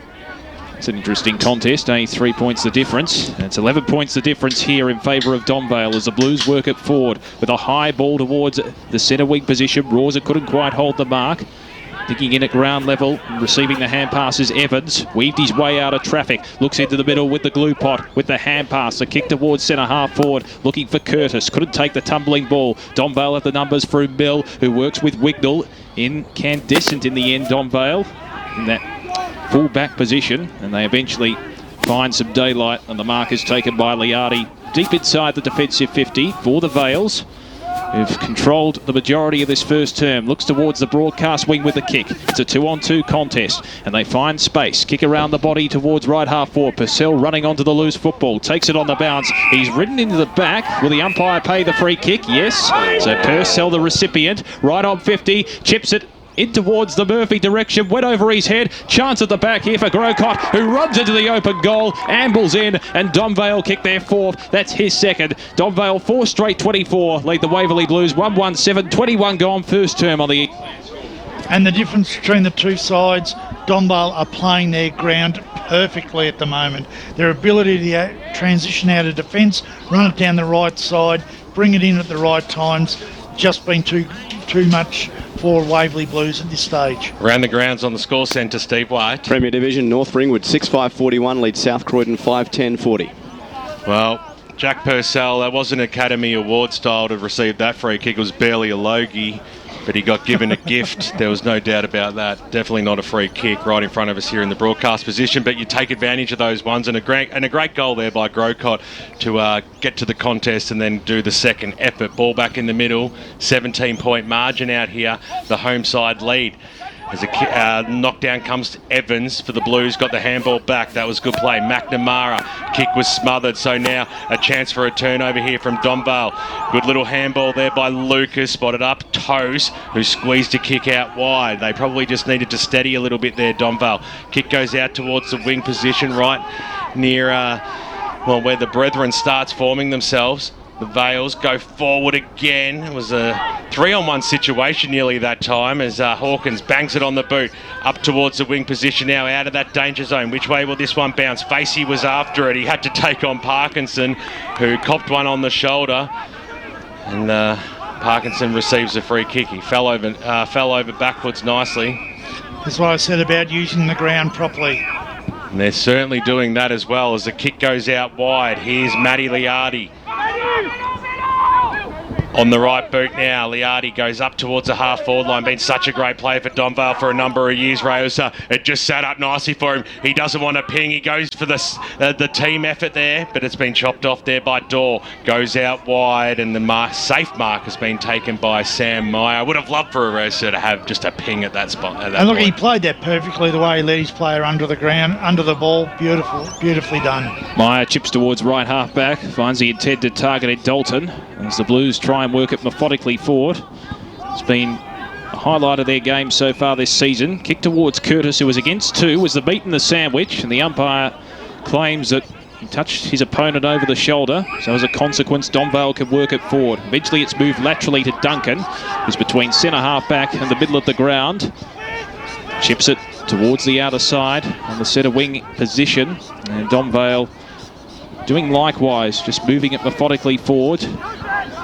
Just sapping the tempo out of the game at this point. Kick towards half forward. Is well marked at the end on the chest by Sam Codlin, who's been a fixture for Donvale for many years. Kicks inside the 50. One-on-one contest. Haig couldn't quite take the mark. Eventually the hand pass is fed out to that player as Haig snaps towards goal. He received the hand pass there from Rosa. It's only a minor score. Donvale's first blemish, 4-1-25, leading the Waverley Blues 1-1-7. 24 gone, Eastland scoreboard. Let's head around the ground, Steve White. Half-time in Division 1, all square between Bayswater and Mooralbark, 5-4-34 apiece. And in Division 4, half-time, Surrey Park 8-5, lead Sylvan 5-8. Doing a great job around the grounds on the score centre.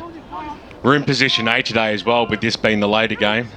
So get excited, Eastern Football League fans. Your scores will be coming through thick and fast throughout the afternoon. As Hawkins' little handball over the top, he was looking for Rufus, and over the boundary line it goes for a boundary throw-in. More scores are coming through. Let's go to Steve White. We'll take one more. Heathmont 6-6-42, lead Baronia 4-3-27. Some good scores, some high scores as well that are happening out there. In the last couple of weeks, conditions have been tough. We've seen some very low score lines early in the piece. We're seeing a little bit different here.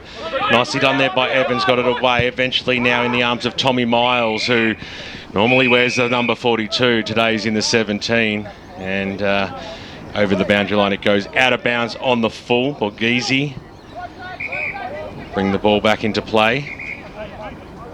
And they're not scared to go backwards, to go forwards, Donvale as well.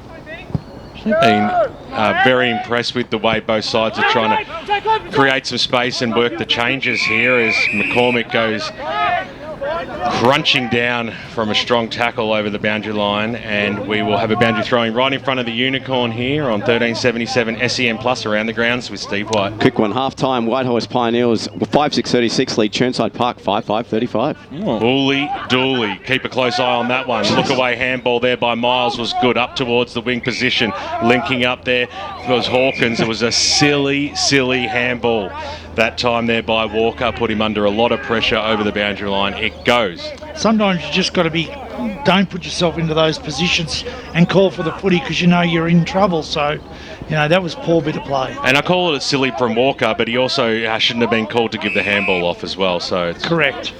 We'll have a ball up now after the boundary throw-in. It's a handy 18-point lead to Donvale. Approaching the cusp of quarter time, 26 minutes into this first term as Curtis wins the tap from the ensuing ruck contest. Rosa kicks it towards half forward. Purcell in the prime spot, takes the mark on 50. He's kicked one already, 55 out, wheels onto the right foot, sends a long ball, one-on-one contest. Murphy in the box seat. In fact, it might have been Haig out-muscling his opponent there. Indeed it was, and Zach Haig can shoot from directly in front, 10 metres out, and put Donvale further ahead. Well, first of all, Rouser's kick was absolutely to perfection to Purcell, and then Purcell the same to Haig. And Haig kicks the goal. Julie finishes and kicks truly. So Donvale with a very handy buffer early on in this game. They're 5-1-31. The Waverley Blues 1-1-7. 27 gone first term on the Eastland scoreboard. Let's head around the ground, Steve White. Yeah, Division 1, Upper Ferntree Gully 3-9-27. Lead Doncaster East 3-7-25 at half-time. It's Haig's second goal. It is, and they are looking really dangerous, Donvale. The way they are using the football is exquisite. The fact that they're playing their ground beautifully. Waverley Blues have got a lot of work to do here. They've been able to move the ball well, but they haven't capitalised on the scoreboard. And, they don't want to let another goal go through because this quarter can get right away from them. Interesting, Haig has taken a key position post up forward as we're back in the middle. Jenkin won the tap for Donvale. Kick high up in the air. Rosa takes the mark. Obviously it's play on because it didn't travel any meterage. Kick long towards centre half forward in the Grocott direction. Couldn't quite take the mark on the second bite. Tries to bustle his way through. He's well claimed by Coughlin of the Waverley Blues, and the umpire has made the adjudication that it's holding the ball. So it'll be a Blues free kick from centre half back. A little bit tough, but when you take possession, you've got to try and get rid of it.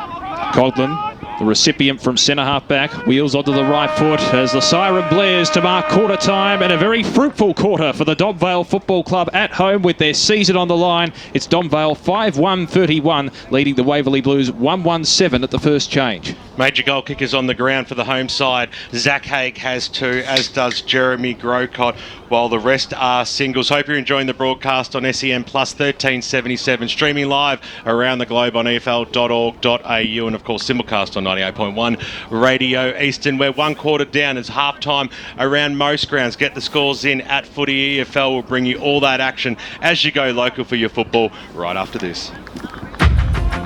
The Monday means you're clear. 4 minutes. Thanks, Nigel. I'm Gerard Whateley. Irish cricket marked its greatest day in the Lord's Test against England.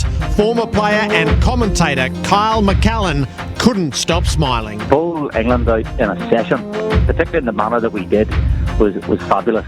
It's been a wonderful day for Irish cricket, no doubt. Join me again Monday from 9. Powered by a 100% Australian electricity and gas retailer. That's Red Energy. Switch today. Exceptional opportunities across the BMW X range at Doncaster BMW. Hello. The biggest selling tile in Australia is 600 by 300 gloss white. And National Tiles is by far the biggest seller of these tiles in Australia. Why? It's simple. The average selling price is over $20 per metre, and National Tiles price is just $9.95 every day of the year. That's just one example of National Tiles' absolutely unbeatable everyday low prices on wall and floor tiles. So rush into National Tiles now and save.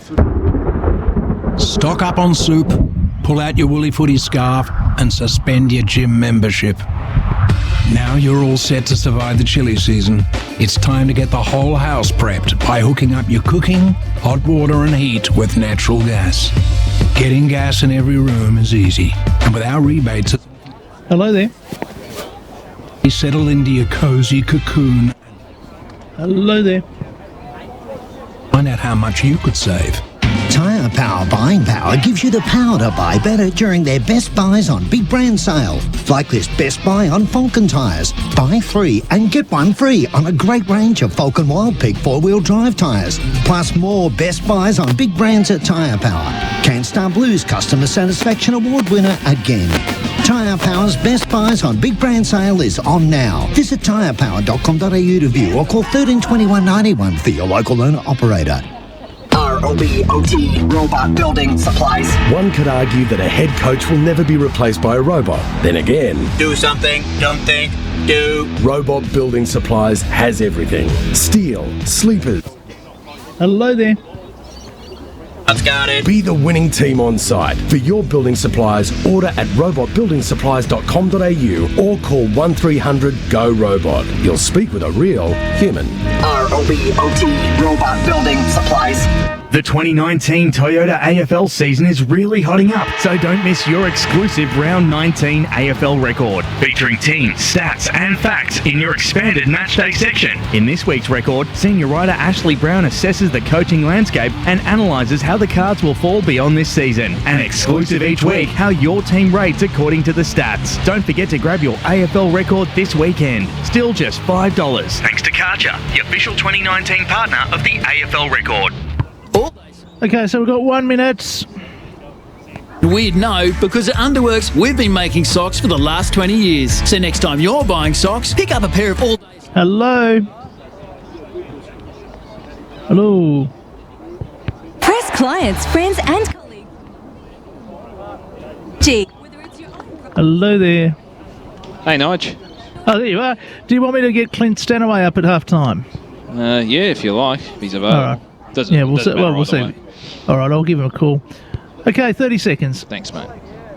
You Ferrari for a couple of grand. We all know you get what you pay for. The same is true with pressure cleaners. Cheap foreign imports lack reliable muscle, but Spitwater pressure cleaners are strong, powerful and built to last. So avoid the fakes and get a pressure cleaner that's Aussie made for tough Aussie conditions. Get a Spitwater. Call 1300 Spitwater or see spitwater.com.au. Spitwater. That's what it does. Nick Revolt joins Gary and Tim Monday morning from 8 on 11:16. Here we go. Head back and go. Put your mics on. And go. Welcome back. EFL game day at Donvale Recreation Reserve this afternoon, and the home side have probably exceeded the expectations of most. They have claimed a 4-goal lead at the first change. It's Donvale 5-1-31 to the Waverley Blues 1-1-7, and this result could certainly upset the apple cart with the other results that are permutating right now across the Eastern Football League, particularly in Division 3 in the race for a final spot. And certainly the White Horse Pioneers and also Warrandyte are leaving the door open for Donvale at this point in time with the results around the grounds. We'll head to Steve White very shortly, but Brett Davidson, your thoughts on the first half? You've been very impressed by the standard of football in this first quarter. Yeah, it's been excellent. Really good standard of footy. I've liked the way both sides have gone about it. Donvale have just played their ground beautifully. I love their setup. They've not just got the two bigs, they've thrown Haig down there at times as well. That's been a great move because he's taken some good marks and kicked some goals. They've hit the scoreboard with Purcell. I like they've kept the forward line really open. They've come to the near side here and they've set up beautifully. So it's been really good. Waverley Blues used the ball okay, moved it into the forward line. Boundary. They've gone just too wide with their usage. Let's head boundary side with thanks to car sales. Penelope Knight. Hi guys, I'm down here with Billy McCormack. It's a fantastic start to the game, but what are the messages going forward to extend that lead? Oh, it's definitely the pressure on their midfield, their quality midfield. So we've set ourselves a target of 20 tackles a quarter to try and turn the ball over and stop the quality of footy going in their forward line, and we've been able to do that.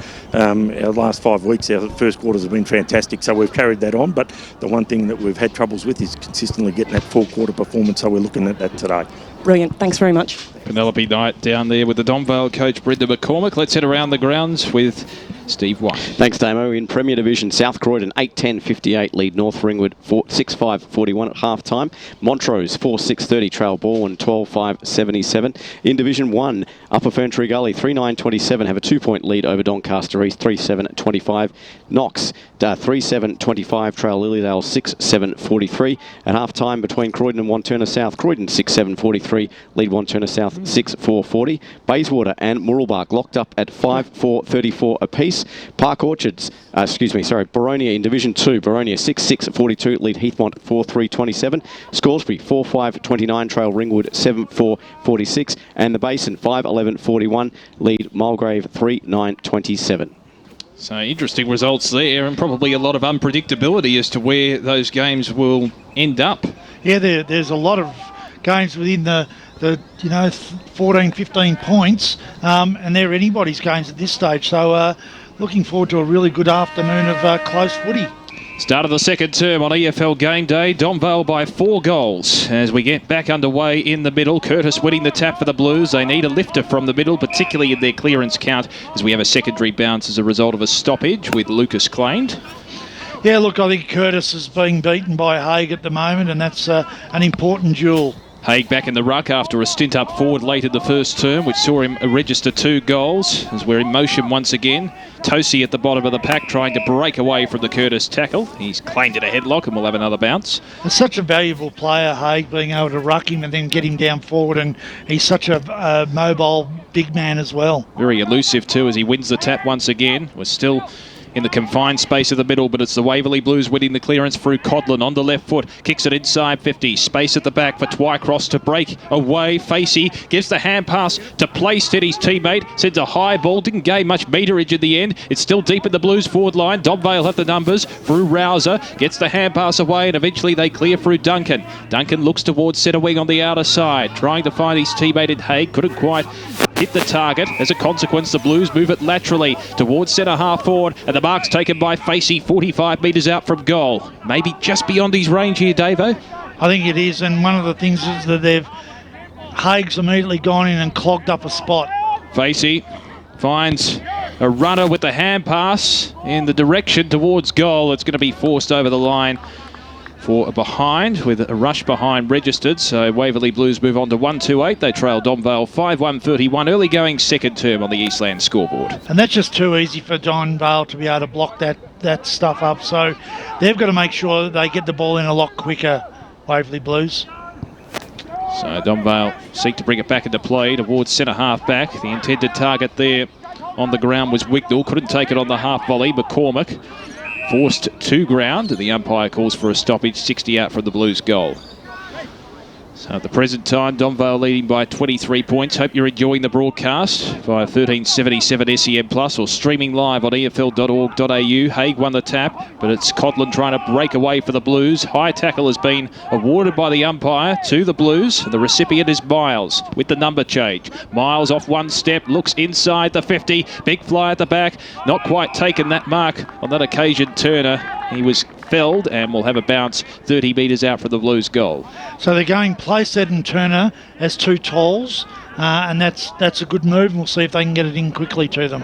Haig contesting with Playstead, won by the latter, but it's Donvale with the clearance. The kick will clear at least momentarily. It's a fickle ball. Jenkin couldn't quite take it. Trying to break away with the Don't Argue was Withers. He was unsuccessful. Does find support through Curtis. His hand pass partially smothered. Tries to go back and get it again, but unsuccessful in keeping it in play. We'll have a throw in, 70 out for the Blues goal. Let's head around the ground. Steve White. Yeah, some half-time scores. Division 4, Forest Hill 5-6-36, Trail Coldstream 7-8-50, and Sylvan 5-8-38, Trail Surrey Park 8-5-53.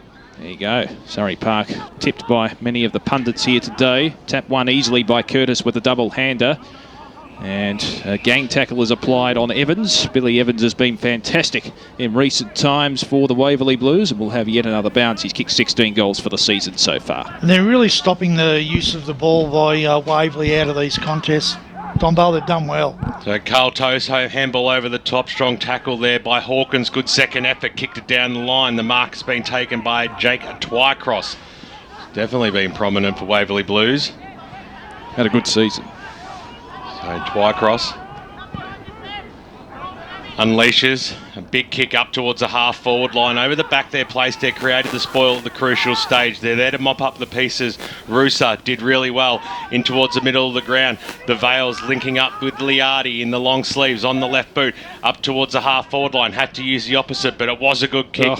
A one-on-one contest in shoes. Vile ran away with that one. Got the quick handball across to McNamara, who squeezed to kick out wide. It was a good one too. Meyer takes it safely on the chest. So they'll work themselves forward a little bit here. Turner. That was like the Titanic and the Queen Mary turning a moment ago, wasn't it? It was quite humorous. As long as it's not the Costa Concordia. Goes forward now up towards that half-forward line, that crucial half-forward line. Underneath it, though, Connor Lucas, who been pretty solid for Donvale in the early pieces of this game, in towards the middle. And they just can't afford to bomb the ball in like that, Waverley. McCormick to Toast to Lucas. Now they get their chance to go forward. Out in front, taking a strong mark that time was Jenkin. He'll wind around now, wasting no time. Kicks it right towards the forward pocket over the top there of Grocot's head. Purcell was there to mop it up. Handball was scrappy though over the boundary line. It goes, which is exactly where we'll go now to Penelope Knight, thanks to car sales. Look, guys, the intensity down here has certainly lifted. Both sides have upped it, and it's quite a interesting match down here. So keep watching. We'll keep listening. Throw in on the 50. Tap one by Curtis for the Blues, but it's picked off the ground level by Cameron, who hacks it inside 50 for the Vales. Gee, was almost a fickle bounce there. For Miles, he was claimed in the tackle. In fact, it was Dorr. So Donvale asserting their physical authority early. Let's head around the ground. Steve White. Yeah, in Division 2, half-time scores. Mitcham 7-4-46 lead Templestowe 3-2-20. The Basin 5-11-41 lead Mulgrave 3-9-27. And Ringwood 7-4-46 lead Scoresby 4-5-29.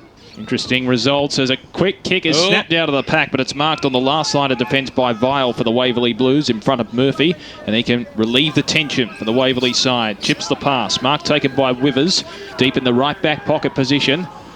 Donvale certainly nullifying the Waverley Blues attacking foray forwards, but they have a chance through the corridor here, the Blues. The chip pass into the middle is marked by Walker. Has space to loop the hand pass over the top. Missed the target completely in the end. Didn't have enough leverage on the hand pass. It was intercepted by Parkinson. Chip pass into the middle is marked by Lucas, who finds his teammate in the glue pot, McCormick. Looking out wide laterally to Rouser, who sends a tumbling ball inside 50. A nice little short chip pass.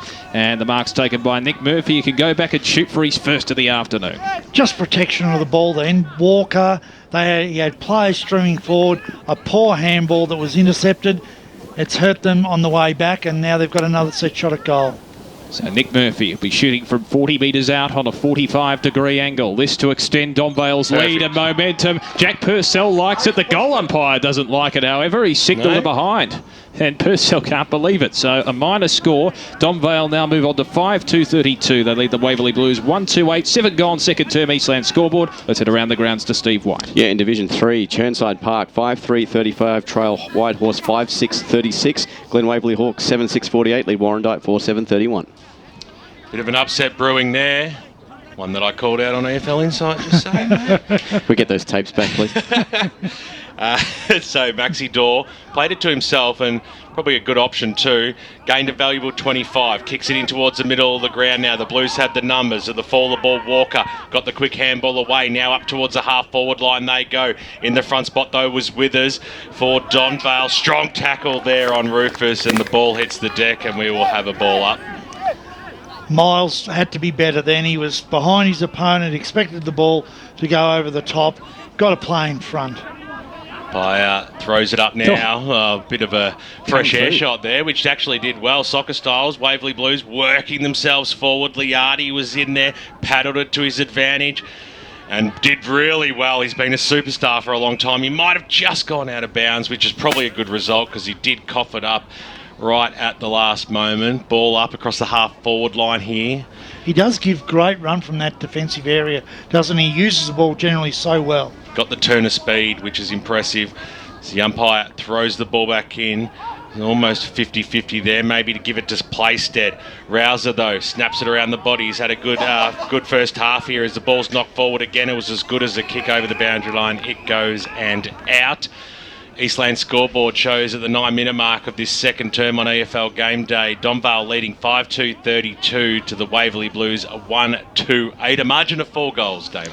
I'll tell you what, if they kick another goal, Donvale, you can see them really opening up this game, because at the moment it's a real arm wrestle in this quarter. Playstep winning the tap.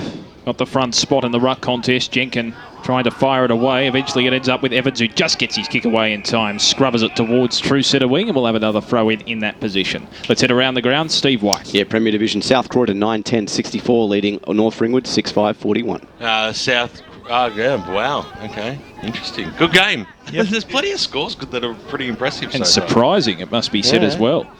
So we're set in motion once again. Playstead contesting with Haig on this occasion. Won by the latter. Didn't quite get an effective disposal away. Diving in for the football is McCormick. Burrowed his way out of trouble. Extricated it to his teammate in Liardi, who sends a probing ball towards the goal square. And guess who? Guess who? It's Purcell. He's taken the mark right in front. And the X Factor can go back and have a shot for his second on the board. Once again, that turn of speed, Davo, by Liardi. Absolutely magnificent through the middle. And he knew exactly where to put the ball. And Purcell knew exactly where to position himself. He was able to get space, take an easy mark, and should kick the goal. Purcell wheels round and hits the post. From point blank range, he was on a very acute angle. What I will say about that is, why is he being put on the biggest angle in the world when he's taken the mark at the top of the goal square almost? Yeah, I was a bit surprised myself. I thought he certainly should have been straight in front. So Donvale a 5-3-33. The Waverley Blues 1-2-8, 10 minutes into the second term on the Eastland scoreboard. Well, they want to bust themselves through. Brown got the handball away. Waverley Blues, they're working it up there. Nicely done there by Becker. Got the handball away. Now Twycross up towards the half-forward line they go. Front and centre. This is good play by Waverley. This is a coast-to-coast situation. Brown chasing after it. It was just chopped off by Parkinson. Perfect play there by the backman of the Donvale Football Club. Duncan now drives the ball out of that danger zone. Big fly over the top there by Playstead. The umpire said it wasn't paid. Little handball over the top by Miles. Couldn't hit the target. Now it could be rebound footy here. Wignall brought to ground. He's got to be pinged for that one. And it will be a free kick to the Waverley Blues. Just forward of centre for them, outside the centre square. Benny Turner.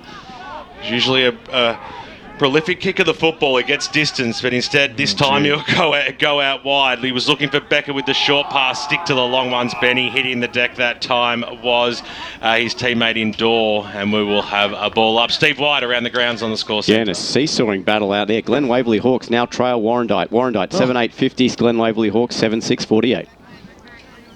He almost went the early crow on that occasion. Haig wins the tap.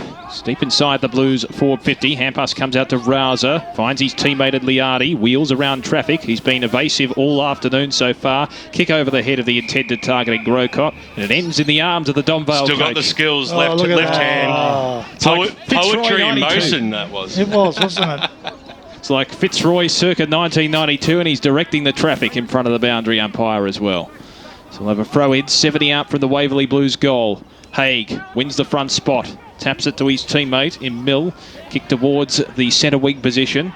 McNamara trying to find the front spot, got the hand pass away, and Dalton was claimed in a free 60 tackle. The Blues persistent as they work it towards half forward.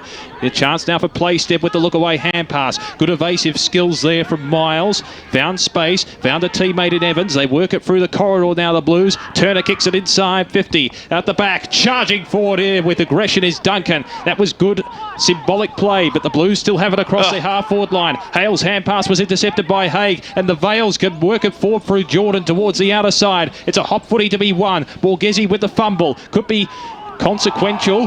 Trying to break clear as Withers. He was stripped of the football, holding the ball, and Donvale can work it forward through the arms of Cameron.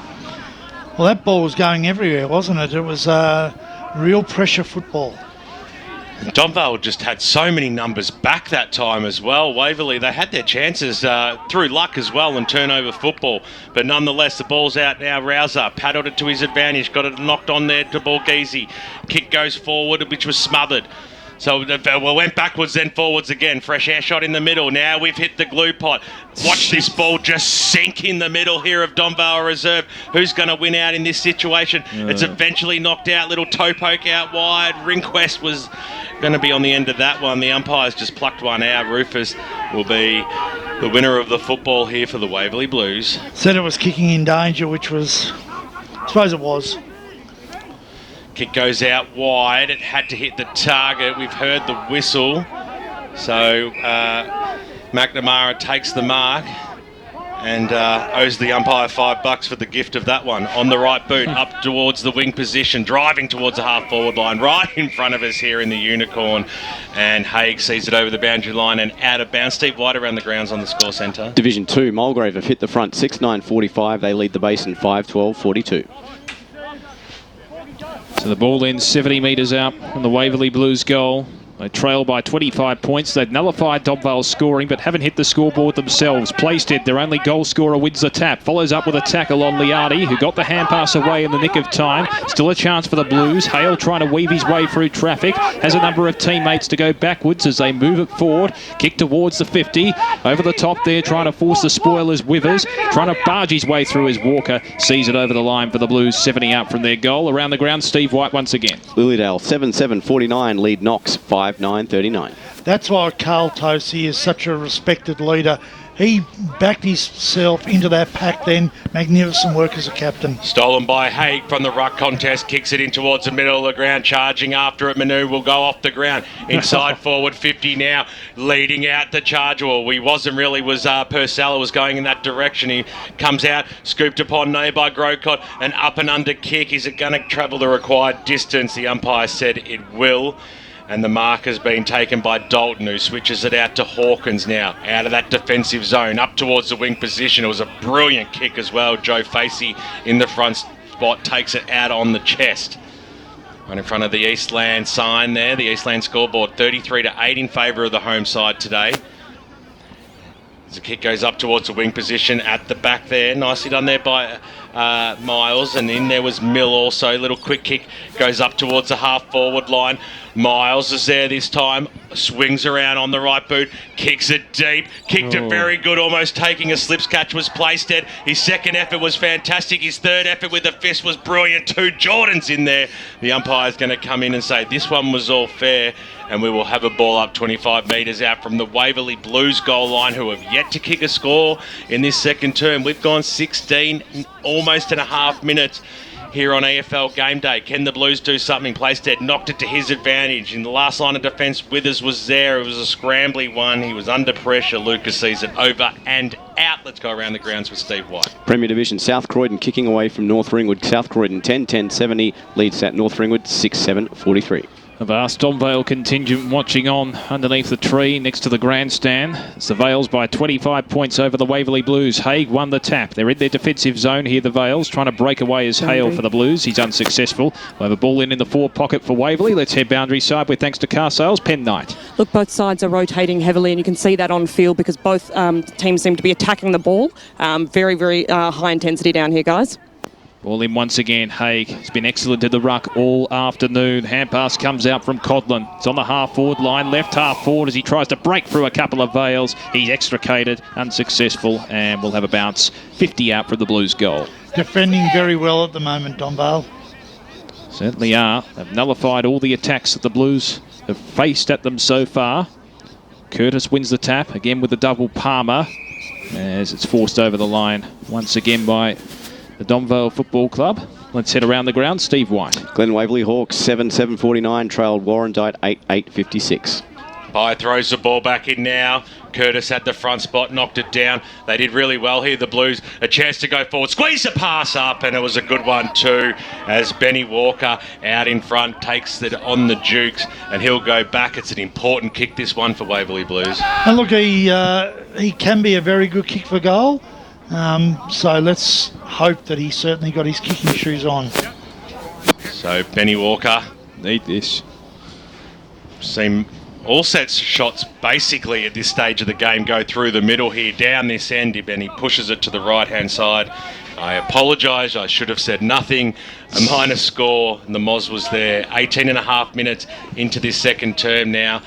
139 the Waverley Blues, trailing by 4 goals. Donvale 5-3-33. Other scores are coming right throughout the Eastern Football League today. Steve White on the score centre. In Division 2, the Basin back in front, 6-14-50, lead Mulgrave 6-10-46. Withers goes right up the middle, but it's intercepted 60 out from goal for the Blues.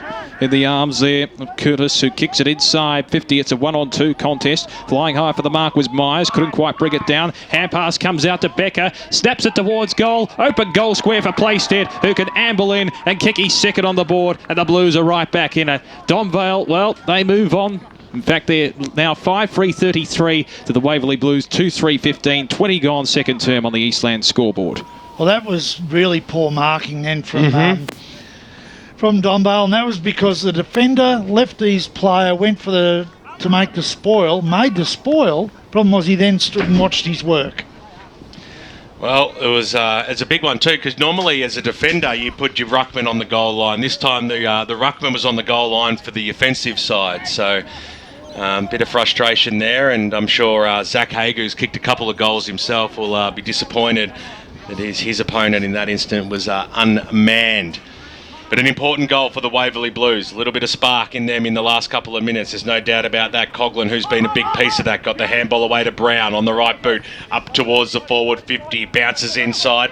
Running over the top of it. Nicely done there by Playstead. Got the handball away. Here's Becker. Kicks it right towards that hot spot. Who's going to go after it there? It was there. Facey almost had it fall in his face. And Jenkins sees it over the boundary line, I think, or it might be Ringquest, as he hands the ball back to Ethan Duncan. So a minor score is the result as we go around the grounds on the score centre. Division 2, Mitcham 7-4-46, lead Templestowe 3-2-20. Duncan bringing the ball back into play. They lead it by 17 points. Donvale on the Eastland scoreboard. Kick towards centre wing. Haig in the prime spot. Almost took it on the second bite. Wasn't paid, but he runs off anyway at centre wing. Tries to evade a couple of would-be tacklers. Gets the hand pass away to Grocott. He was claimed, and the umpires picked out a free kick. It's going the way of that player in Grocott. He played that well. Little handball out and just held a bit too long. Finds the feeder in Wignall, who sends a probing ball inside 50 for the Vales. Flying high was Curtis. Couldn't quite take the mark in the defensive post for the Blues. Donvale have numbers across their half-forward line. Hand pass comes out to Lucas. No! Kicks towards goal. And Lucas puts another one on the board for Donvale. There's the quick reply. They move on to 6-3-39. The Waverley Blues are 2-4-16. 21 gone. Second term on the Eastland scoreboard. That's a Tobin Brothers goal of the day contender. Without a doubt. Now, that was just really good setup. Having someone out wide, nice and open, good handball, and that was a lovely kick for goal. And, you know, they've got the reply straight back, which is what hurts Waverley Blues.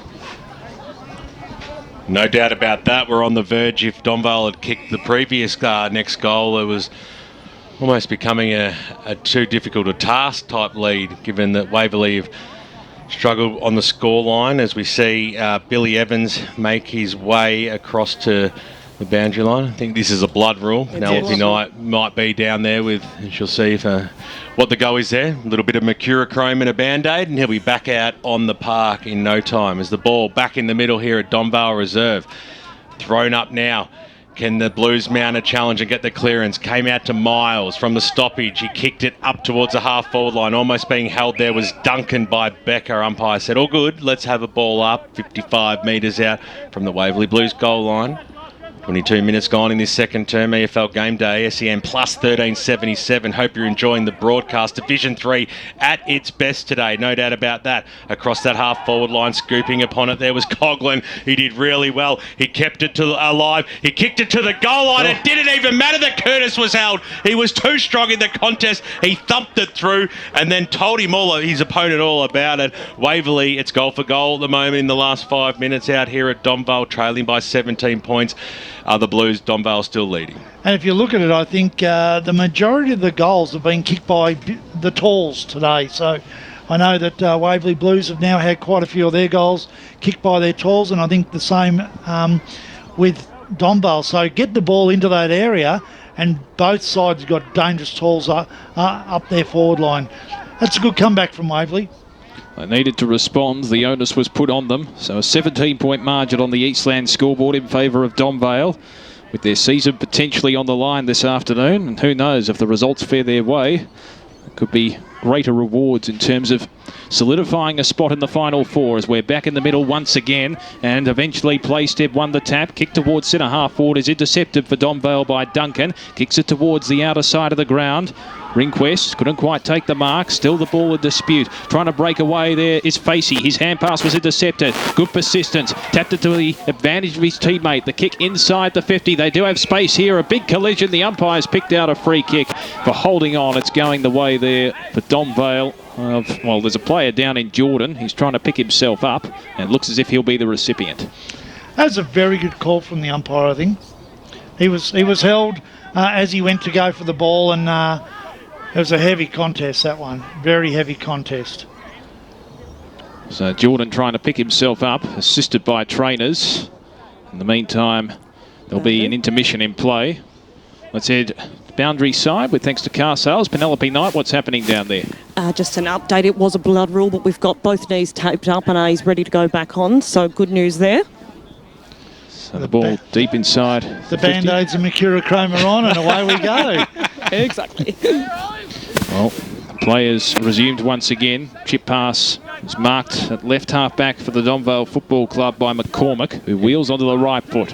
Sends it towards centre wing. Murphy one-on-one. Couldn't quite take the mark. Good spoil affected by Vile for the Blues. Myers was claimed in the tackle. Trying to work it forward is Rouser. Did well to find space. Paddled it to his advantage. Found a teammate in Grocott, who swings it round his body. Mark. And a good mark. Just brute strength in the end. Taking the mark uncontested as it turned out. With the two hands there was the Donvale player in Sam Coughlin, who can go back and shoot from 45 out. In fact, he's handed off to Murphy. Gives it don't argue. Sells the dummy and kicks it towards goal. It swings around. It doesn't quite have the accuracy. It faded to the right at the last moment. So Donvale move on to 6-4-40. They lead the Waverley Blues 3-4-22. 25 gone second term on the Eastland scoreboard. And they're a player down as well, because Josh Jordan is taking a while to get off the ground. Penn needs to keep an eye on that situation. A little bit worried about that at the moment. On the broadcast side, the Waverley Blues scoot the ball up towards the half-forward line, but McCormick was there to safely hold the mark across that half-back line. Wind up now on the right boot. It was a fair old rooster. It was a beautiful kick too. And it was spotted up his target perfectly in Jenkin, who's had a good first half. Jenkin presented really well. Up towards the half-forward line he goes. In the front spot there was Playsted. Couldn't quite pull the mark down. Had support there in Vile. The quick kick by Waverley goes in towards the middle of the ground. Who's going to take this mark? Chiming over the top there was Ringquest. The ball just sits in the glue. The umpire's going to ball this one up maybe. Yes, Facey, no. The umpire was letting it go. That was the rugby league strip then, one-on-one strip. He had the ball, the other guy just turned him around and took it straight off him, got tackled himself. Letting play go there. Brad Pulley not wanting to get those shoes dirty in the glue pot as it comes out now. Ben Turner got it away. Quick kick by Miles. He got a bit of a fresh air shot then. Coughlin was in there as well, brought to ground, and we will have a ball up. Keep the scores coming through at Footy AFL. It's into the third term in most games as you go local for your footy this afternoon. And there's 20 great games during the day, and there's a big clash between South Belgrave and Ferntree Gully tonight at 6:15 up at South Belgrave. As the ball comes out, here's Coughlin, handball over the top. Is this advantage paid? It is. No, it's not. It's a free kick to the Waverley Blues. Tom Miles, the recipient. So across the half-back line, the Blues there. Might only be less than a minute left, Damo. Will they have another chance?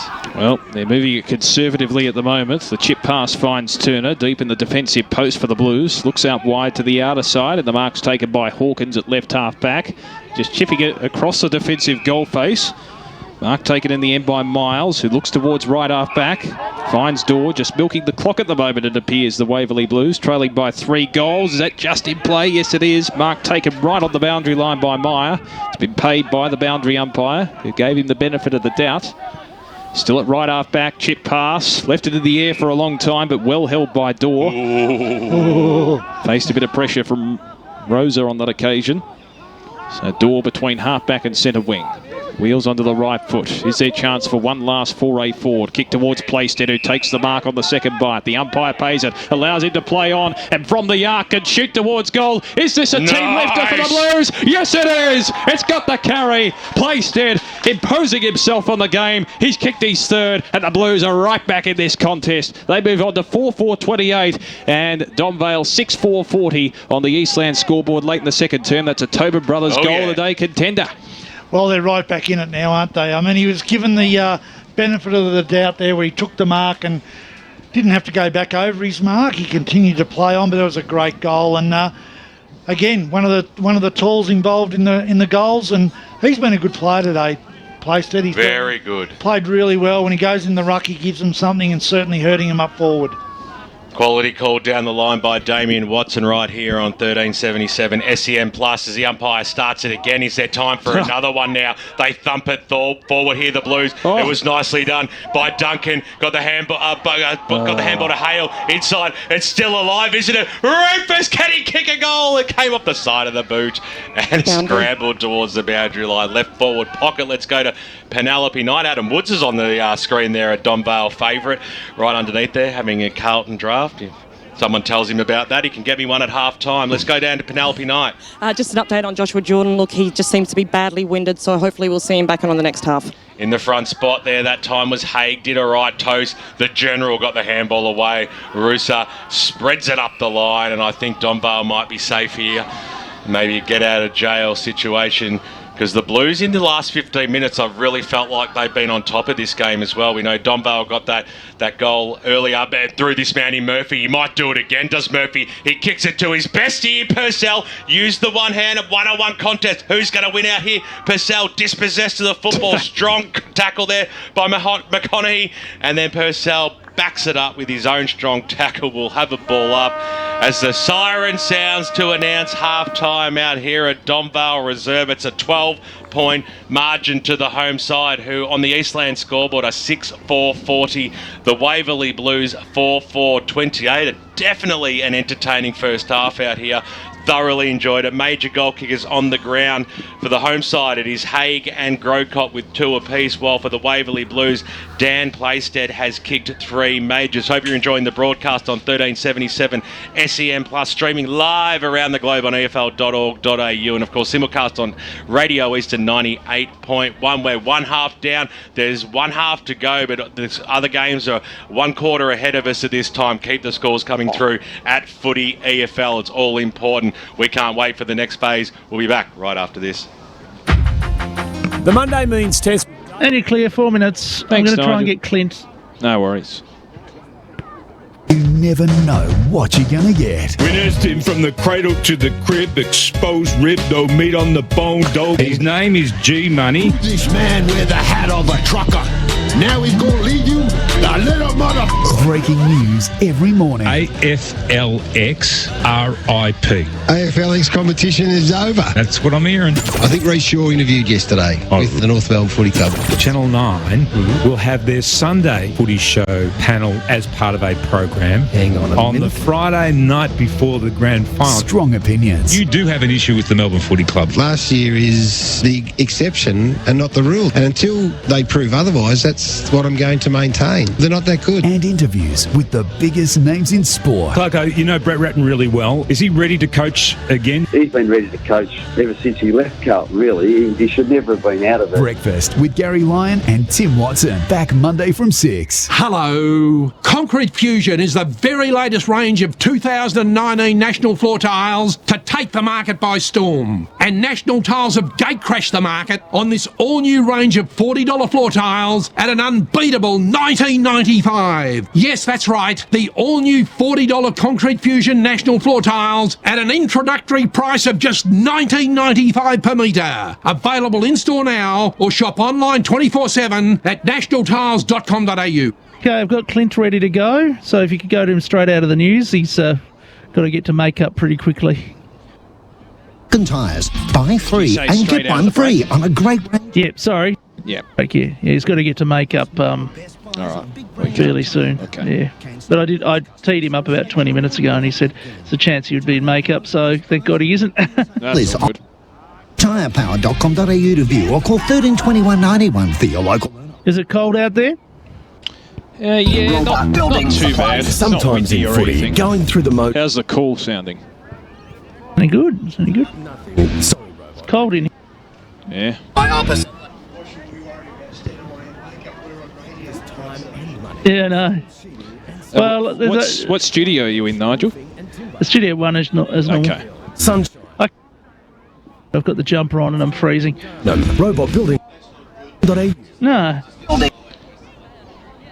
How long we got? AFL. All right, 1.5. Okay. Our 19 AFL record. Yes, no amount of makeup would help me, that's for sure.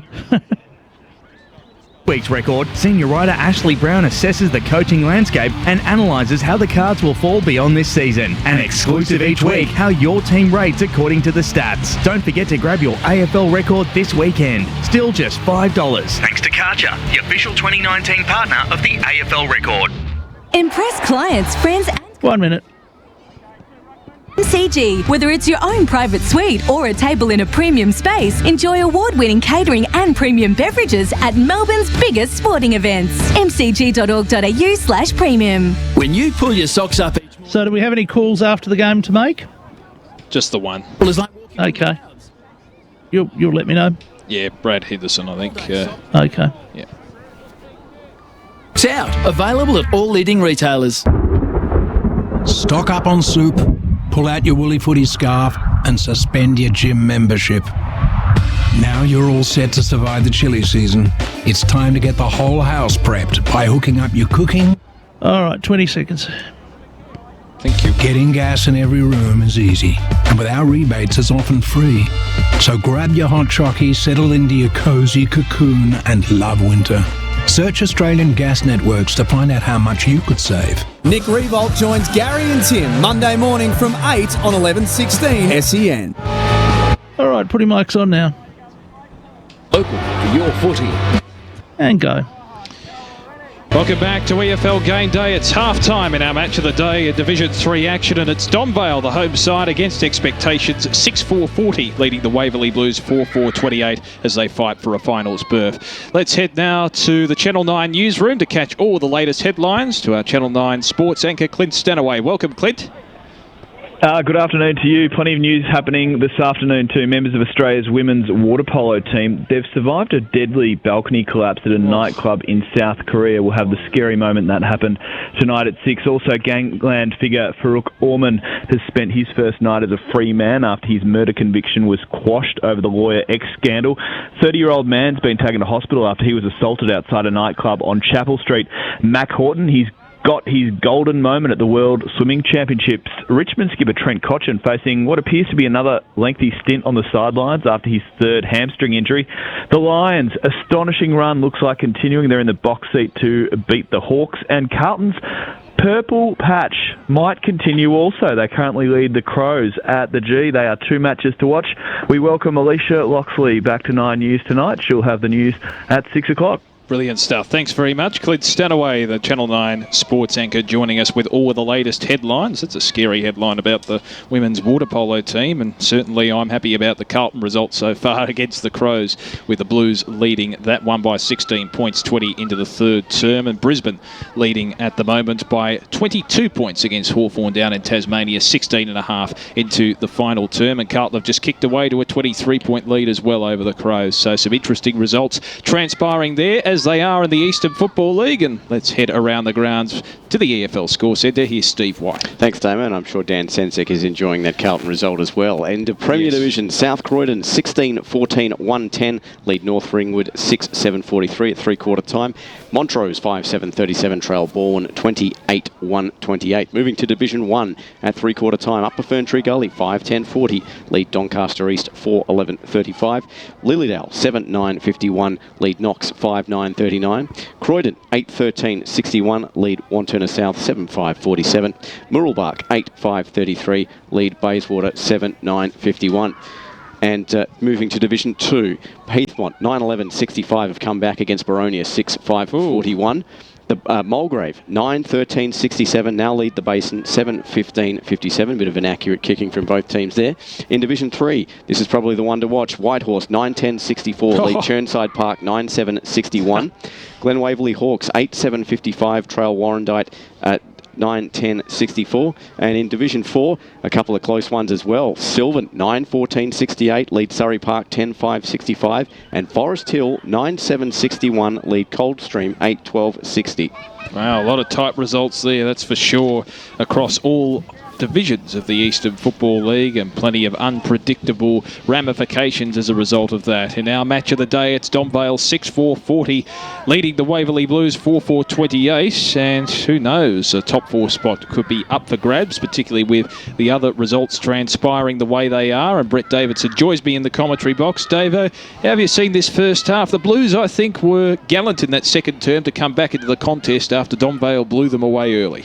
Yeah, look, they just continued to work their way into the game. They looked like they could have got blown away early. They were 4 goals down, but they just found a way. They got the ball in to the forward 50 quickly, and then their bigs in Playstead was able to capitalise with a nice goal. And they've been a little bit better around the contest. They're getting their spread going a little bit better. They're still overusing the footy at times, I believe. But the one thing about Donvale is Donvale weren't able to get their run and carry from the defensive half as well as what they had up until about halfway through that last quarter. So it's an area that Donvale will need to work on. And it'll be interesting to see how they play this end of the ground, because I believe it's the scoring end of the ground this quarter. So that's the northern end or the southern end you're referring to? I think the northern end is the scoring end, and I think what tends to happen is that you can find that it opens up a little bit easier in this end of that end of the ground. And again, looking forward to seeing exactly what both teams will bring, because they both play different styles of football, and when Waverley Blues don't just bomb the ball in, they look a lot more dangerous. Whereas if Donvale get the ball, if they move it in quickly and long, then they've certainly got the tools to take advantage of that ball movement. And in terms of the depth of the forward line for Donvale, are you surprised that Purcell and Murphy haven't featured as prominently as what we're accustomed to seeing? Purcell with the one major to his name, Nick Murphy yet to get on the board in terms of goal scoring. Zach Haig and Jeremy Grocott each have 2.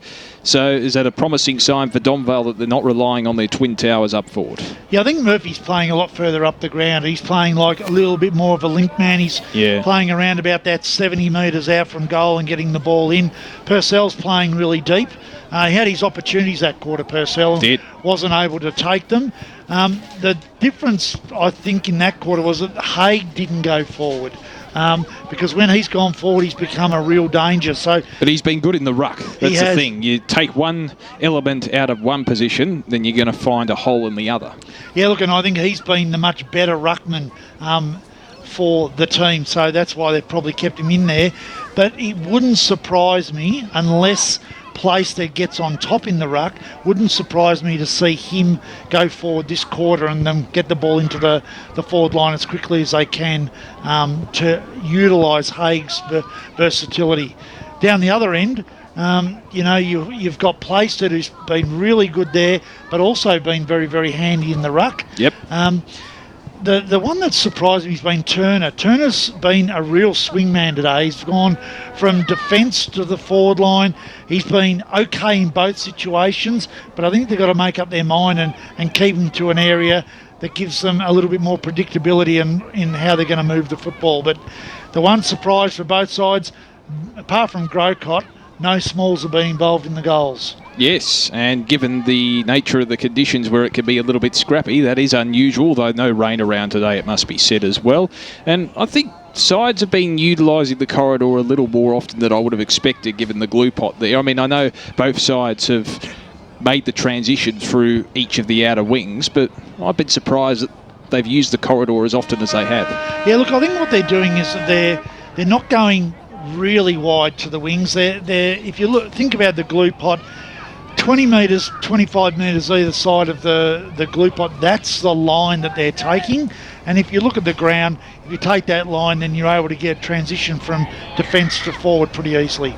We'll head to a break. This is the EFL halftime show on game day. It's Donvale 6-4-40 leading the Waverley Blues 4-4-28. We'll be back after the break on 1377 SEM+.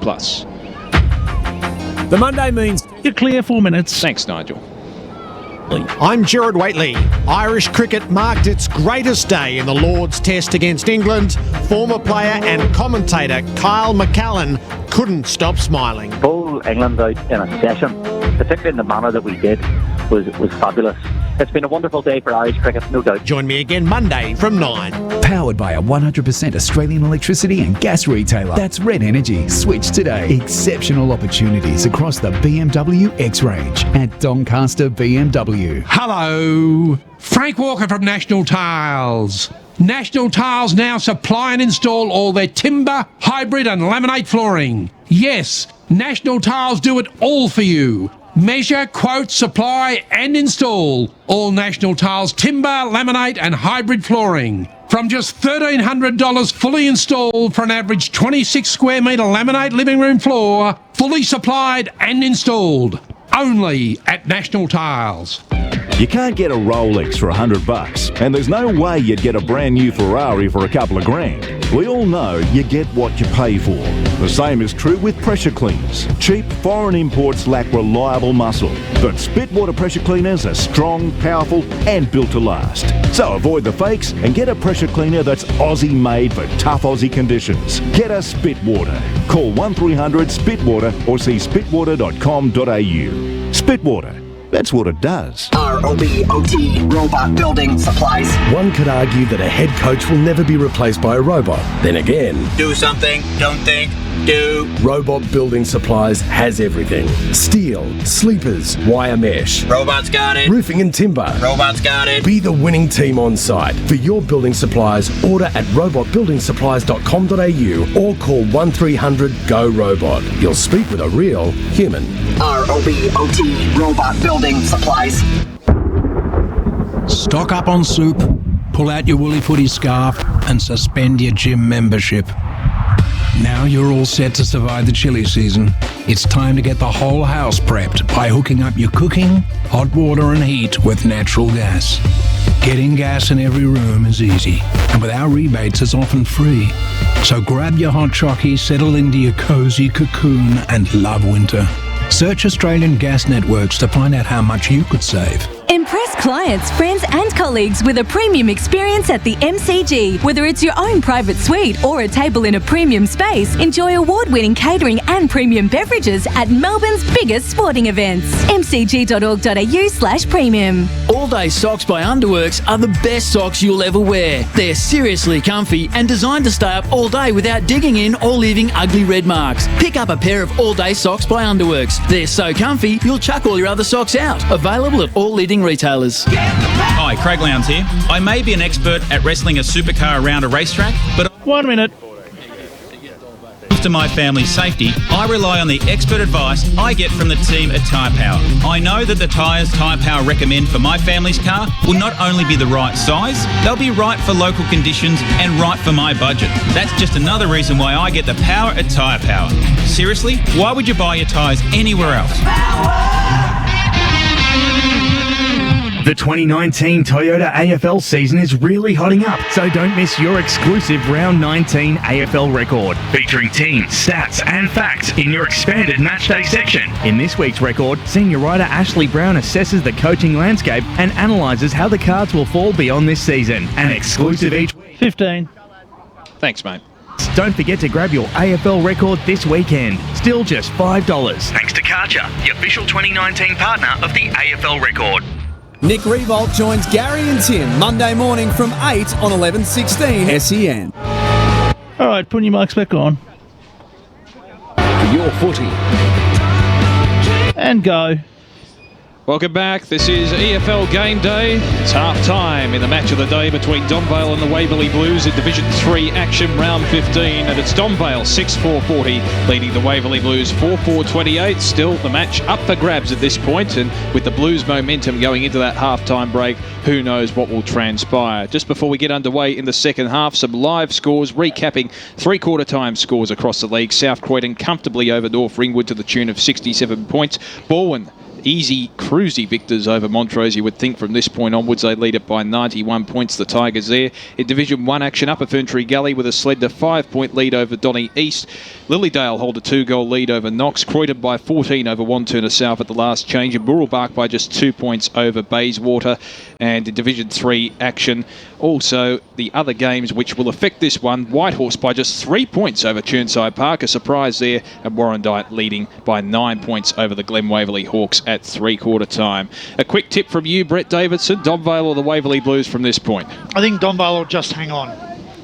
Probably a fair call, although the Waverley Blues with the momentum heading into the major break. Set to get underway now, start of the third term on EFL Game Day, and we're back in the middle, and the man who was full of a chock of momentum going into that half-time break, Playstep won the tap. It's funneled out of the glue pot in the end, and the hand pass comes to the advantage of Lucas, who hacks it towards the true centre wing position. Liardi was excellent in that first half, and he finds space once again, tries to break away from the tackler, just got his kick away in time. It was ineffectual, and the intercepting mark has been taken by Miles.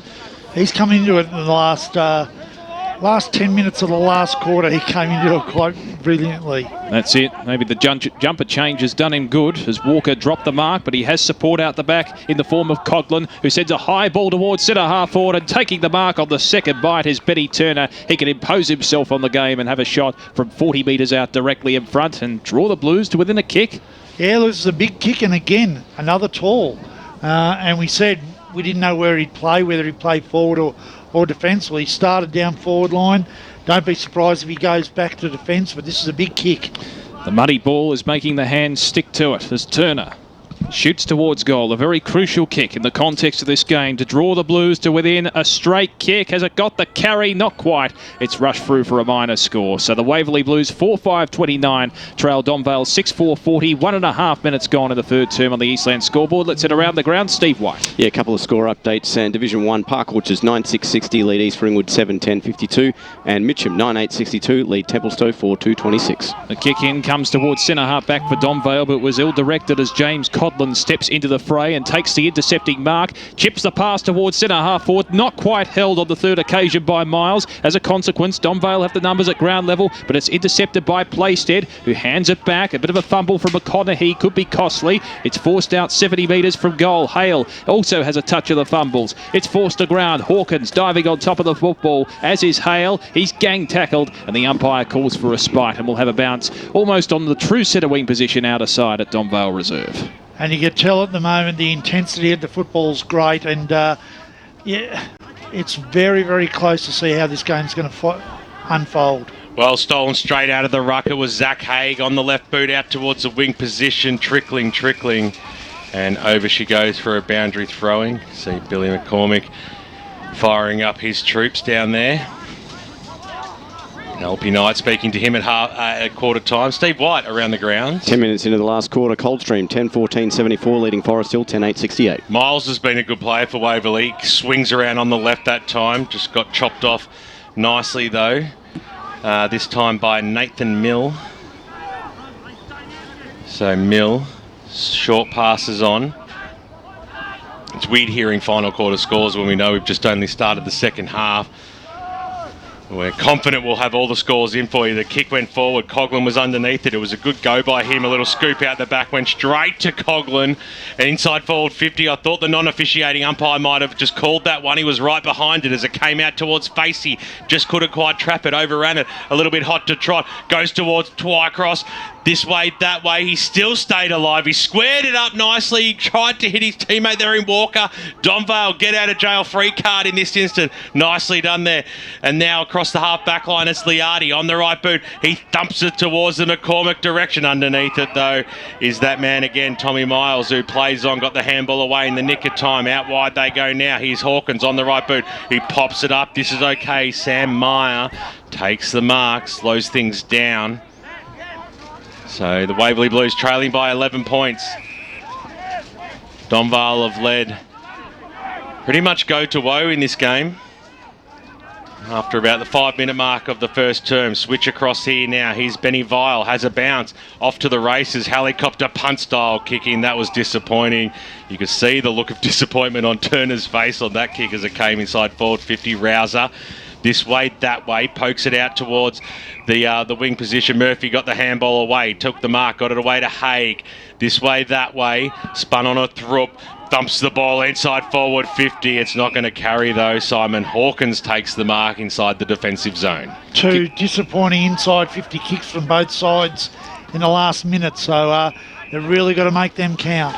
McConaughey chips it short to Withers, who's standing at right half back for the Waverley Blues. Looks towards centre wing, flying high in the front position, taking the mark.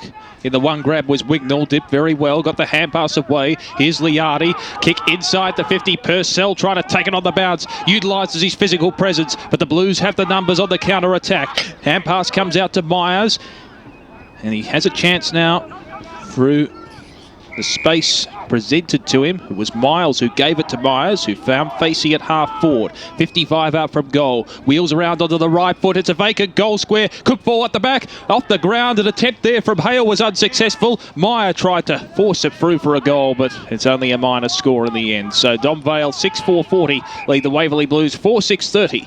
And we're into the third term, 5.5 minutes on the Eastland scoreboard. They transitioned the ball down into their forward line really nicely then, Waverley Blues. They're wanting to run and gun at every opportunity. So Withers, the designated kicker for the Donvale Footy Club, to bring it back into play. They're under siege to an extent at this point. Looks towards at left half back. Mark taken by Rouser, who's been fantastic this afternoon. Has been prominent right throughout the game at every element so far. It's a little indecisive, sends a high up and under ball towards centre wing. Flying high for the mark and unsuccessful there was Ringquist. It was forced to ground and McCormick was taken down in a gang tackle. Had a bounce through centre wing. Hope you're enjoying the broadcast via efl.org.au or 1377 SEM Plus as Haig wins the ensuing tap out. Trying to break away from the pack there is Turner. He's unsuccessful and will have yet another bounce. Just Evans trying to break through. Yeah, different styles at the moment with Waverley running the ball and Donvale just trying to kick long. Play step winning the tap. He's been a crucial part of the Waverley Blues resurgence in this game as we have another stoppage. Just a litany of them so far in this third term. 10 points the difference. Donvale leading on the Eastland scoreboard as Haig wins the tap. Really no direction, however, as Hawkins sharks the pack and kicks it towards half forward along the ground. It was a crummy old kick in the end. Lucas dives on top of the football. He's gang tackled. We'll have a bounce 70 out from goal. And again, Donvale are happy to bottle it up like this, but Waverley want the ball running and moving the entire time. So the umpire throws the ball up now. A little flick on there by Playstead. Hits the deck. Let's do it all again. Lights are coming on out here at Donvale Reserve. 10-point margin, Division 3 football. Finals beckon. Chances for both sides at the moment. An important game in the context of the situation. And nicely done there by Brown. Got the handball backwards to go forwards now for the Waverley Blues. Flying over the top there. Kyle Wignall takes a solid mark. It was a 3-on-1 situation, but quality mark nonetheless. There, cameraman right behind him. He missed that one. That was a cracker right in front of his face. As this mark has been taken by Donvale across the half back line. Chip forward. It was in towards the direction there of Rouser. Paddled it. Nicely done there to Murphy. Back to Rouser, who goes backwards again, but he had a teammate there in Connor Lucas, who took the mark. One of our Tobin Brothers goal of the day contenders in the middle of the ground. Got it to Ringquest, got it to Murphy on the left boot. Scrambly kick again. It's been not the most impressive of a third term so far by both sides. There's a mark this time being taken by Sam Withers. 60 metres out from goal for Waverley. Looks like he's going to poke it towards the pocket. It might have enough carry on it. It does. Joe Facey on the second bite. He was set up nicely for him there. And he'll have a ping for goal, which is not the easiest of positions. It works if you're a left footer. So he just needs to work this back nicely. Yeah, this is a difficult goal of he's playing on instead. Well, he has played on, yep. Given to Playstead, and again, Playstead's been confident in this area, and haven't the big fellas been dominant in the goal scoring areas for this game, and this is another opportunity for Playstead to get on the scoreboard. Well, it was the right option to go to him because he's the major goal kicker on the ground at the moment. He's kicked 3. He'll kick from the paint of 50. He absolutely thumps that goalwood, and he pushed it just to the left-hand side.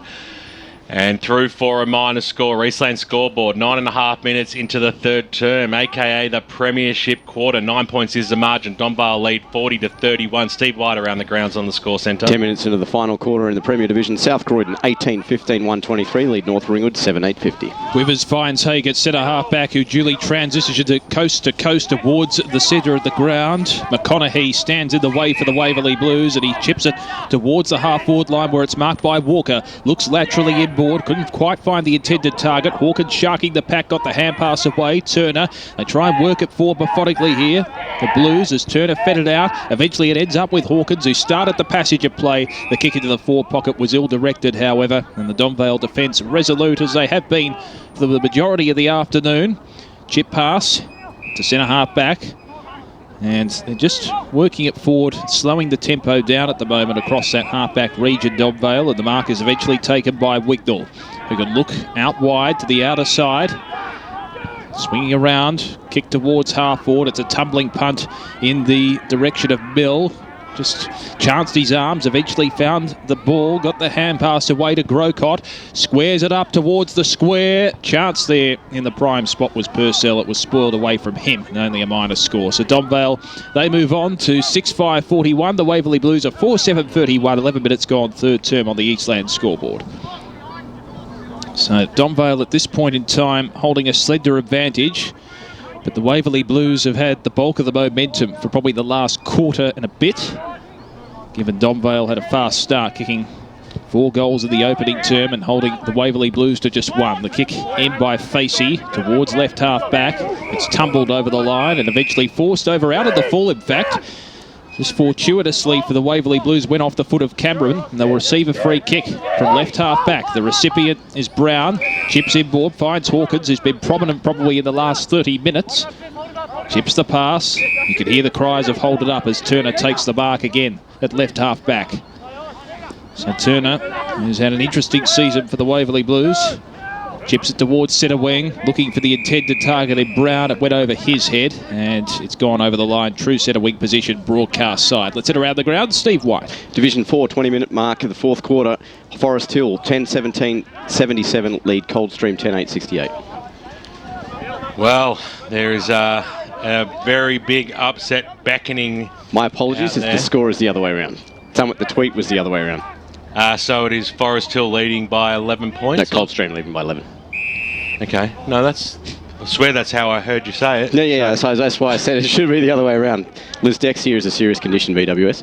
So as long as the scoreline is what the scoreline was, we are the people who can't do maths or don't care. We just want to hear the scoreline, mate. So you got it right. Back yourself in as the handball comes out. Evans got it away to his teammate there in Brown. Along the boundary line here, Becker snapped around the body, and strong juke showing there by Ethan Duncan, who was only really looking back there. He's got a couple of plays short forward if he wants them. Elects now to take the longer option, probably the smarter option too. He's going out towards the Hague direction. In there from the side was Playstead. Brown got the old one too. Handball up along the wing there. Nicely done. Duncan switches it in towards the middle. Risky, but pays off if you can hit the target, which he did. eventually linking up with McConaughey's kick up towards half forward. It was an absolute shocker, but Hale was up to the task. A looping handball over the top. He was under pressure, and Donvale have caused the spoil here. Carl Toast outside the centre square. Gives the link up handball. Now's a very genuine chance here for the Vales inside forward 50. Almost looked like Al Jenkin might have been held a little bit there. Has he kept the ball alive? He has not. Over the boundary line, it goes for a boundary throw in. Steve White around the grounds. Premier Division, South Croydon 20-15, 135 lead North Ringwood 7-8-50, and Montrose 5-7-37 trail Bolwyn 28-128. Probably predictable results at this point in Premier Division. This one at the moment on EFL Game Day is unpredictable. Donvale by 10 points on the Eastland scoreboard. Claimed out of the stoppage there is Dorr for the Waverley Blues, and we'll have another bounce. Even though they're 10 points behind, I actually think Donvale need a goal more than what Waverley Blues need one Agreed. at the moment. Just to stem the flow, it's deep inside the Donvale forward line. Purcell won the tap. He contested the ruck contest on that occasion, but it's Dorr with the clearance for the Blues towards left half back. Donvale have formed a wall across their half forward line. Haig with the hand pass to Rosa. Eventually links up with Codlin, and it finds his teammate with the hand pass in Grocott, who chips it out wide. And the mark finds the intended target. It's the kick inboard, looking for Haig. Spoiled away from Manu. Still a side there, 450. McCormick has claimed it a gang tackle. We'll have a bounce 30 out from the Donvale goal. I mean, I can understand why they went across, because Haig demanded, but you know, the guy was only 35 out when he took the mark. He should have gone back and had a shot. Tap one by Curtis for the Blues, and we'll have an ensuing stoppage as Tosi is wrapped up. Decent crowd here at Donvale Reserve. They're a passionate contingent. Donvale leading by 10 points. The home side doing the proud so far, but the Blues are coming. The clearing kick towards centre wing finds in the end Miles, who tried to weave his way out of an ensuing tackle. Hand pass comes out to Turner, finds his teammate in Hawkins, who's been prominent in the third term. His kick was smothered. As a consequence, it's inside. Donvale's 50. Purcell, judgment superior, physicality superior. He can go back and shoot from 25 out directly in front. And look, while you don't want to pick on someone for their missed kick, Hawkins has turned the football over in the defensive part far too many times for a player of his experience. And this is a huge kick in the context of the game. Jack Purcell has one major to his name already. Put the house on it, Damo. Oh, gee. Houses are hard to come by these days. Will this goal be hard to come by? No, it won't. Donvale have a 16-point buffer. That's a crucial goal in the context of this game. Donvale 7-5-47, leading the Waverley Blues 4-7-31. 15 and a half gone third term on the Eastland scoreboard. Thank goodness he kicked out. Otherwise, I was beginning to look up a caravan park to stay in tonight. Well, do you know what? Now you've got two houses instead of one. It was worth it. Goal umpire did not move on that one. Multiple goal kickers for Donvale. Haig, Purcell and Grocott have two apiece. Steve White around the grounds. And it's all over between Sylvan and Surrey Park. Sylvan 17-15, 117. Defeated Surrey Park 13-7-95. Well, a big upset there. Don't have to keep bringing up EFL Inside, but that's another one as it comes out as Liardi just trapped the ball really well. If they can get a couple in a row here, Donvale, they will take some sort of a stopping. Travel. There's no doubt about that. As we cop the travel situation there for Liardi, which is very rare in all levels of football. To see that one. So, free kick going the way of Ethan Becker for the Blues. Kicks the ball inside forward 50. It's sat up at the fall of the ball. It's taken there by Withers. Got dispossessed. Charging his way through. Oh, could have been a free kick there. Rouser was in there. Put a bit of pressure on. Pye says play on. Picked up there by Mill. Little handball over the top. Breaking his way through. And receiving a free kick for his troubles was Kyle Wignall, who just releases the football out wide, where James Rouser takes the mark. Rouser. He's been good today, Rouser. So Rouser up towards the wing position. In the front spot there was Turner. Probably should have taken that mark, dropped what he should have taken. You just want to keep saying Rouser, Rouser, Rouser, don't you? when you hear that name. I've been informed by a cameraman it's Rouser. Well, there's a few conflicting terminologies at the moment. That's why I had the question mark on the call as it comes in his Playstead. What a ripper he's been. This could be the Tobin Brothers goal of the day. Clubhouse leader. There is no doubt about that. Playstead kicks his fourth and keeps the spark alive for the Waverley Blues. He has played exceptional football today because not only has he kicked that goal, but it was only some 6 or 7 minutes ago where he was the player on the goal line that was actually knocking the ball through. So, doing a fantastic job, Daniel Playstead.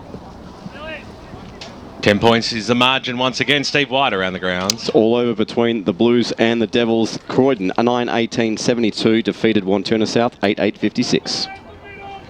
So back in the middle, Donvale, a 10-point advantage once again. Good reply from the Waverley Blues to keep this game well and truly alive. Set in motion once again. Haig wins the tap. Nice light backhanded Palmer towards Liardi. Got the hand pass away. Parkinson tries to drive it forward. The kick towards half forward is marked. Going back with the flight. Tosi takes it on the arc. He's about 50 metres out from goal. Chips the pass. They need a response. And this man can provide it in Nick Murphy. He can go back and shoot for his first of the day. 45 out on a 45-degree angle. Final score out at Kings Park. Upper Ferntree Gully have defeated Doncaster East. 7 goals, 10 to 5 goals, 14, a 4-point win to the Kings.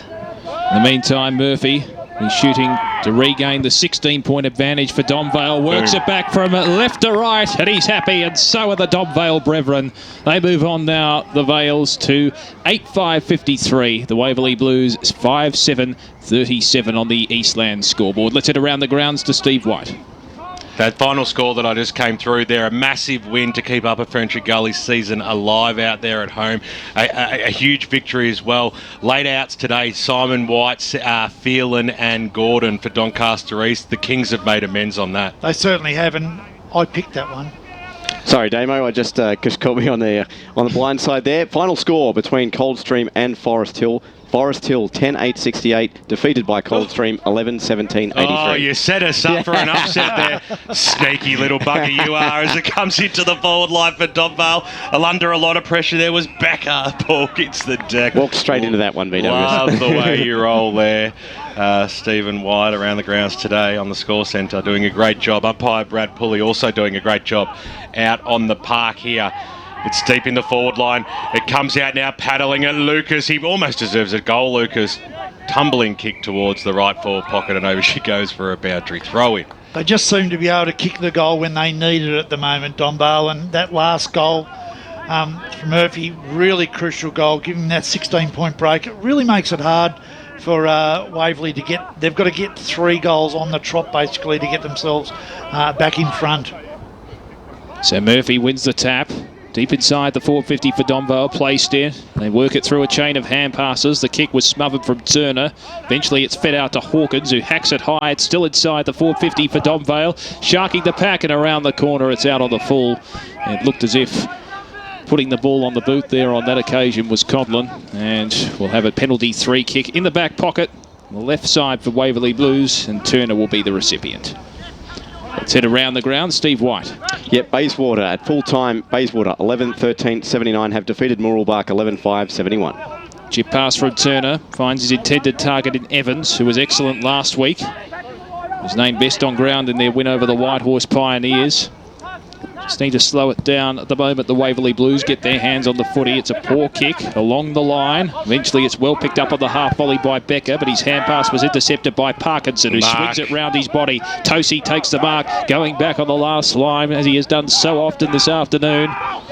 Against the flow of play, it's a congested forward line. Tosi looks into the pocket. It's a 1-on-3 contest, and the one man almost won out. Purcell couldn't take it on the third bite. It's only, well, a boundary throw-in in the end. So it's still inside the 450 for Donvale. They lead it by 16. Let's head around the ground. Steve White. Division 2 final score. Baronia 14-13-97 defeated Heathmont 6-5-41. Well, that's a big last quarter from Baronia. Playstep won the tap, and it's sharked at the end by Miles, who sends a high ball towards the grandstand side. Edging his teammate under the football there was Manu. Still a chance for Donvale. Spearing ball inside 50. It's intercepted at the end for the Waverley Blues by McNamara, and they can repel off their half-back line. Well, he went off the line there and he kicked it off the side of the boot, but it sits up nicely as the kick goes forward there by McConaughey in towards the middle. Will they get a favourable bounce? They don't. Mill got the handball away to Jenkin, who goes back into Mill. Look away handball to Ruza, who copped one high. Copped almost a slap in the face there. Umpire was blind-sighted, and we will have a ball up, edge of the centre square here. 16-point margin to the home side, Donvale. Faithful are getting excited, there's no doubt about that. Liardi, little handball over the top. Gained a valuable 10 metres, but there was nobody home as Evans picked it up nicely for the Blues. You've got to hit these targets up towards the half-forward line. He was looking for his teammate there in Hale, couldn't quite take the mark. Lost the one-on-one contest too, and now they link up really nicely here as Rouser across the half-back line. They will switch the play here, the Vales, up towards the half-forward line. This is a beautiful looking kick, arching the back there, and handballing it away was Borghese, and he just couldn't hit the target, so this could be a turnover football at its best here as Hawkins goes up. Becker in the second spot, handballs it over the top there, nicely picked up there by Coughlin, linked up okay. Evans on the right boot, they've switched it out wide. They've got to keep the ball moving, don't slow it down, as they will have work the situation out at this point in time from Facey. About 2 kicks from home, and he's kicked it effectively straight down the throat, but Coughlin, he's been a class act, spins on around the body, doesn't have enough purchase on the football though. It's been chopped off, short passes on, Parkinson takes it in the back pocket for Donvale.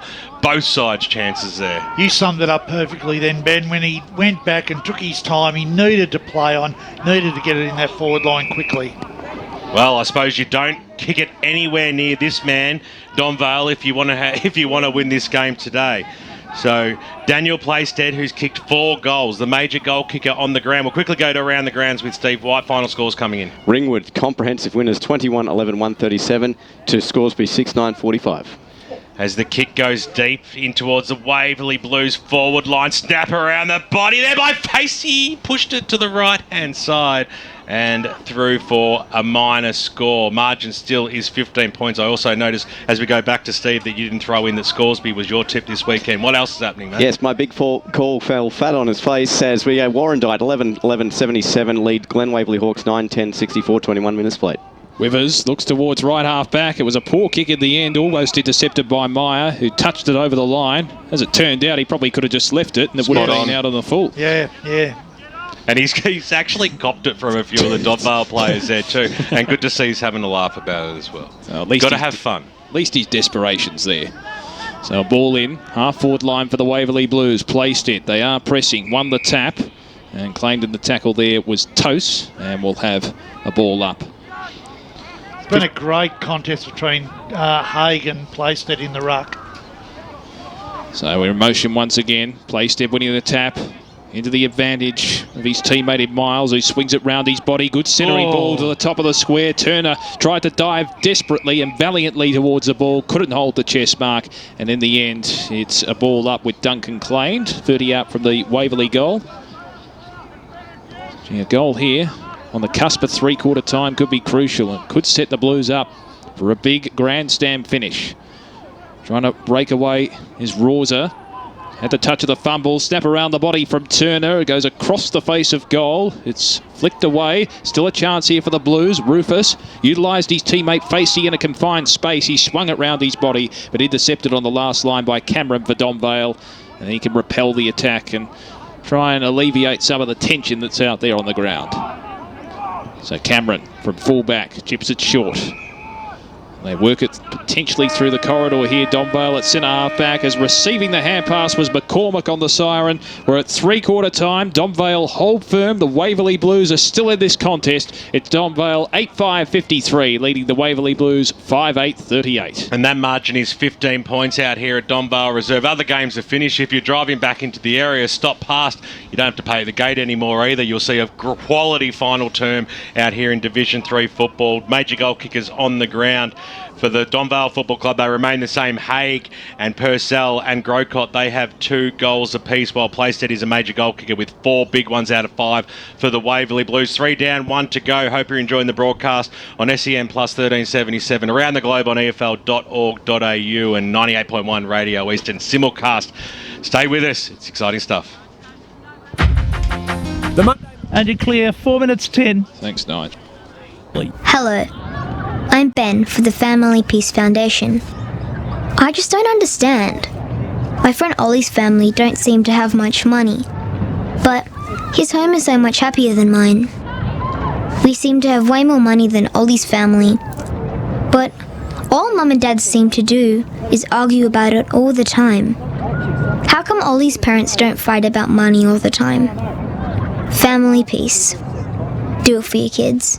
ROBOT, robot building supplies. Sometimes in footy, going through the motions, players can feel like a robot. And what's wrong with that? Nothing. Sorry, robot. I can kick goals from 50 on my opposite leg. No, you can't. But robot building supplies can save us time and money. Steel sheeting and stumps. Robots got it. Wire mesh, roofing and timber. Robots got it. Notting Hill, Sunshine, Preston, Dramana, Pakenham, Coldstream and Darnham. Robotbuildingsupplies.com.au. Robot building supplies.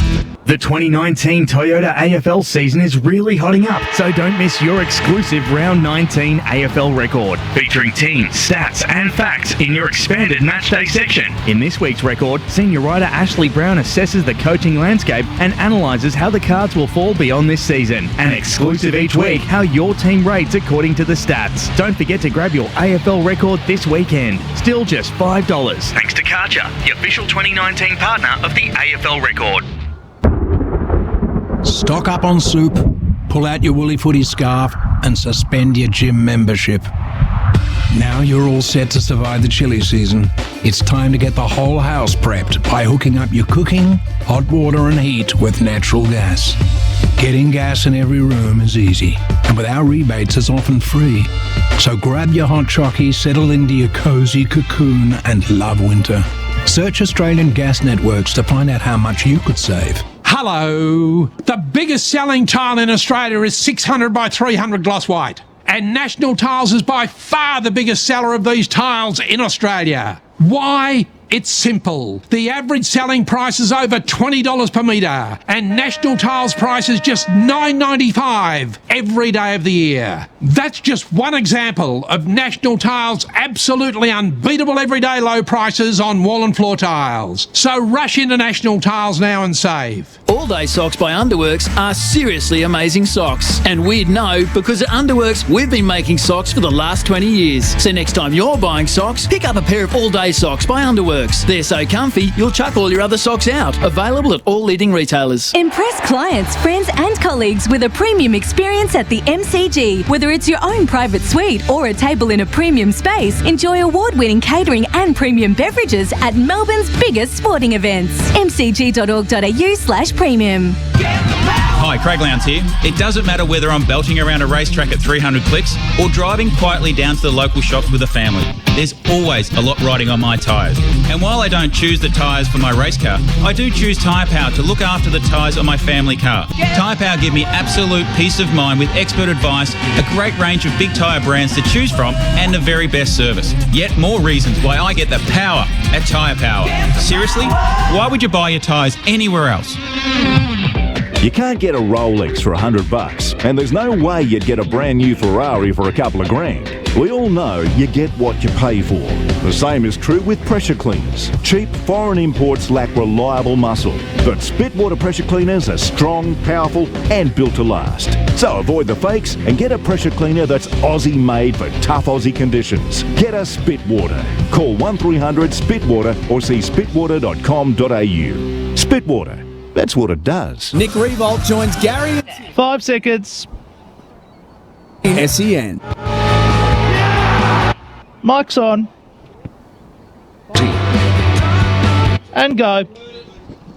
Welcome back to EFL Game Day, three-quarter time in our match of the day, and it's still poised for a potential upset. Who knows? There's been upsets aplenty across the Eastern Football League today. Currently, Donvale 8-5-53, leading the Waverley Blues 5-8-38 by 15 points, probably against many expectations, but still the game is up for grabs. Speaking of some of those interesting results, let's head around the grounds to the EFL Score Centre. Steve White. Thanks, Damo. In Premier Division, South Croydon 100-point winners over North Ringwood, 22-19, 151, defeating North Ringwood 7-9-51.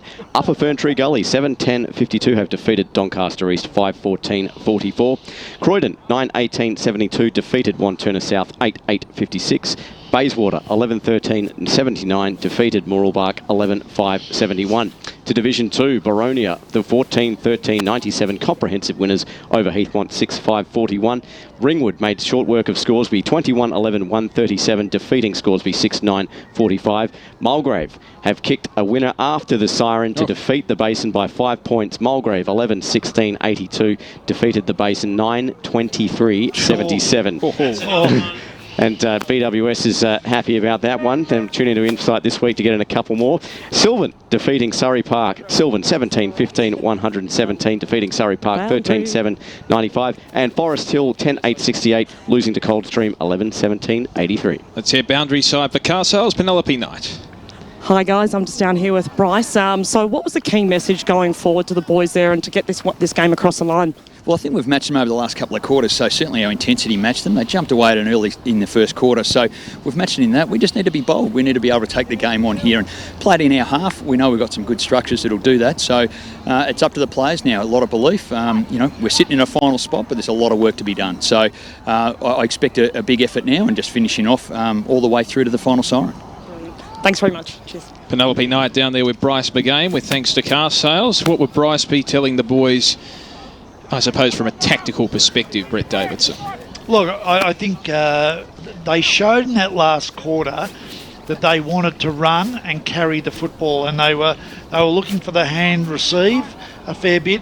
The problem was that when they got it into their forward line, their last kick into the forward 50 was often poor, or their kick outside the 50, they stopped and they didn't continue on. They went back and allowed Donvale to press back and cover up. And I thought Donvale's defence worked really well in that last quarter.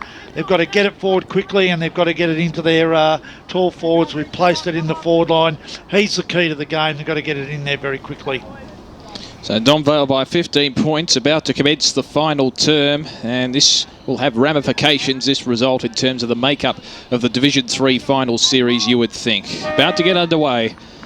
So Donvale in front of their home fans with a 15-point lead coming into the final quarter as we get underway, and Haig wins the tap for the Vales, and in the end the Waverley Blues should win the clearance through Coughlin, who swings it round his body towards centre half forward. Off hands, it's well shucked by Twycross, who had a quiet third term. Onto the left foot, kicks inside the 50. It's deep in the forward line here for the Blues. Good sharky of the pack there from Walker, but he was claimed in a tackle, dispossessed. It's holding the ball. Great desperate defence from Donvale. That was a fantastic tackle affected there by Mill, and it looks as if he's waiting to be the recipient, and Wignall will indeed claim the free kick. He's been good that last quarter, Mill. I thought he did a lot of good work in the defensive area.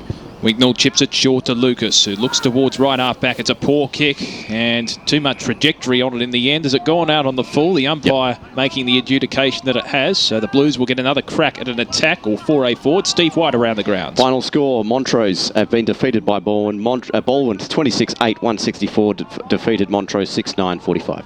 Evans swings round his body on the right foot, sends a probing ball to the top of the square. Flying high for the mark was Hale. He was unsuccessful. Donvale have the numbers at the top of their defensive goal square. Withers sends a handball towards the boundary line, and he finds it right in front of the grandstand in the forward pocket for the Blues, who are pressing. They trail by 15 on the Eastland scoreboard. Need to score from this foray forward. Certainly do. First goal all important in this final term. It's a cliche, but it's true. Only a minute and a half in to the quarter. Haig wins the tap, but it's well shucked by Turner. Chips it towards the hot spot. Donvale do have the numbers. Overrunning the footy there was Cameron. Could be costly. Twycross with the hand pass. Swinging around the body towards the top of the square. Walker was in the prime spot, but again the Donvale defence resolute. Haig hacks it out of the danger zone. Over the top, almost taking the mark there was Jenkin, and will eventually have a stoppage. 55 out from the the Waverley Blues goal. They're desperate, the Donvale defence. They are. That was great play by Walker. Really attacked the contest then. So set in motion once again. Play step winning the tap. Trying to barge his way through Lucas. It's still across the 50 for the Waverley Blues. Great barging. Great don't argue. And a great kick towards goal. There's the all-important first to the final term. And it goes the way of the Waverley Blues. And it's the X-Factor, Billy Evans, getting them back into the contest. It's only 9 points on the Eastland scoreboard. Donvale 8-5-53, leading Waverley 6-8-44. 2.5 gone. Final term on the Eastland scoreboard. Well, if you ever wanted a team lifter, that was it. That was a fantastic goal. He just took it upon himself, wasn't going to allow himself to be tackled, and burst through that pack in a lovely 35-metre goal straight through. And that's now, it's the goal they needed, the goal they wanted. Now we'll see what Donvale can do. Can they respond? Blues alive in this game. Billy Evans was best on ground last week in their 15-point win over Whitehorse. Can he lift in this final term? Haig winning the tap from the ensuing stoppage in the centre, and taken down to the ground is Grocott in the back, so it won't be a secondary ball up. It'll be play on and a clearance for Donvale. Lucas towards centre half forward. Can they respond? It's at ground level. Hawkins picks up the loose ball. His handball is shuffled out, but intercepted by Grocott again. He's bumped as he kicked the football, and it eventually bounces over the line around 70 metres out from the Donvale goal, right below the scoreboard, which shows Donvale 9 points up. Yeah, again, that was a disappointing kick into the forward 50 by Donvale. They've got to make sure they put it in the right areas for their bigs to take the mark. Can the Waverley Blues capitalise on their momentum? Haig says no. He hacks it inside 50, and Murphy takes a one grabber. A great one-on-one contest, pure strength, and he can go back and kick potentially a crucial goal from 35 metres out on a 45-degree angle. Well, there was two efforts of pure strength there. One from Haig in the ruck, not easy to displace. Place that he did that, and the other one by Murphy over Vile. Fantastic bit of work from Murphy. This could be the one that they need to just settle them again. It's an understatement to say it's a crucial kick, and on the left foot it was almost laconic in the end, left to right, a minor score, so a crucial miss. Donvale missing an opportunity. They move on to 8-6-54, Waverley 6-8-44 on the Eastland scoreboard. That was a poor miss. And a really poor miss under those circumstances. We're 4 minutes into the final term. The kick in is spoilt in the end by Liardi. Goes back to retrieve the football, extracts it, and gets the hand pass out in the direction of Murphy. It's right on the forward 50 for Donvale. McCormick tried to break three, did eventually get the hand pass away. McNamara affects the intercept, finds Meyer with the hand pass. They're working in a confined space, the Blues towards centre wing. Flying high for the mark was Hale. He was unsuccessful. It filters out the back, and eventually finding the respite and the relief of the line as Withers will have a ball in. True centre wing broadcast side. Let's head around the grounds to Steve White. 6 points in it between Lilydale and Knox. Lilydale 9-12-66, lead Knox 8-12-60. Yeah, making a comeback there. The Knox Falcons, certainly a lot on the line as there is in this game. It's Donvale by 10 points, 5 minutes into the final term over the Waverley Blues. Playstead kicks it off the ground to the advantage of his teammate in Turner, who hacks it towards right half forward. It's on the 50. Rouser tried to break clear and forces it over the line. 45 metres out for the Waverley goal, and they are pressing. They certainly are. They're really coming at the moment. Every desperation move they're doing, they're really just hacking it forward. Donvale are looking a little bit tired at this very moment. Well, it's getting pretty dark out here at Donvale Reserve. The lights are on, apparently from the start as well. I called it in the third term, but clearly the lights were on from the start, but I wasn't home as the umpire throws the ball up about 40 metres out from goal. Which way will this one go? Over the back there.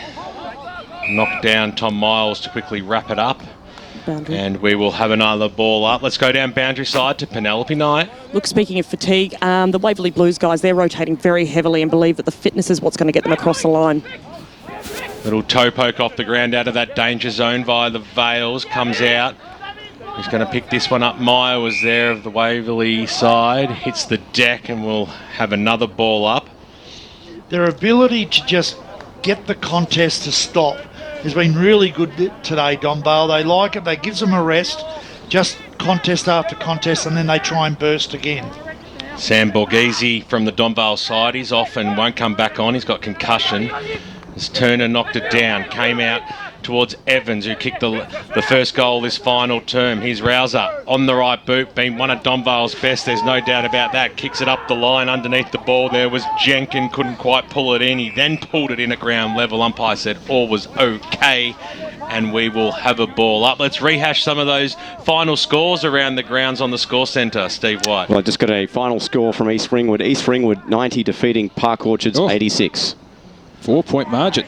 Well, haven't the Roos been hopping towards finals berth in the last couple of weeks as well? Park Orchards, I can't pick them at all this year. No, and I'll tell you what, that really is not a good sign for Wanney South. It's certainly not a good sign for Wanney South. And especially if Knox happened to get up against Lilydale today, only being a goal behind. There's been a bevy of stoppages in the last couple of minutes. On the broadcast side, it's still at true centre wing.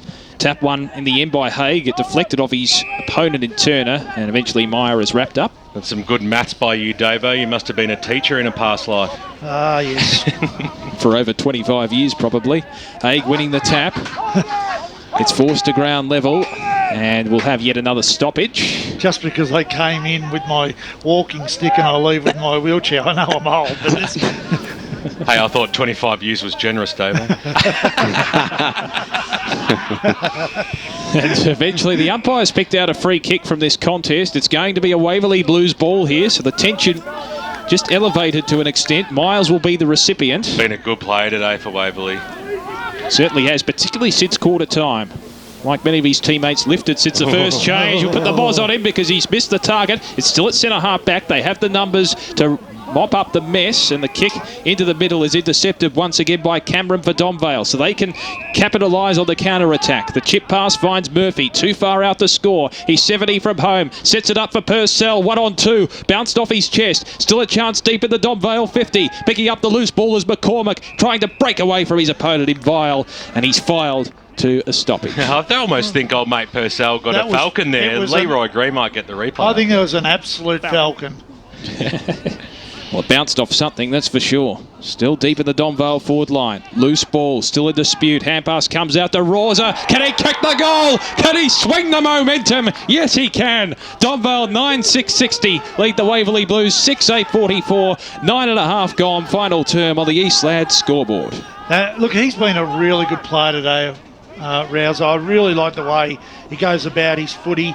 He's been in and under, and that's a great goal. And again, they've been able to that's what they talk about. They go stoppage after stoppage after stoppage, and then they manage to score. So they're really stopping the run and gun style that Waverley Blues want to play. Well, will that be enough? It's 3 straight kicks for the Waverley Blues to get in front out here. The home side, Donvale. What a performance they put on the park today. Knocked in towards the glue pot. Coughlin was there, and it just stops dead, and we'll have a restart. Surely we step out of the middle of the ground for this ball up. Back it up. Back it up. Well done, Rocky. Good In work. the 70s, they wouldn't have done that. Nah. Fresh air shot out of the middle there by Playstead. Overrunning the football there was Twycross. Had support in Evans. Gets it back to Twycross, who's got a little bit of time. It's a heavy football. It's going to sit up over the back.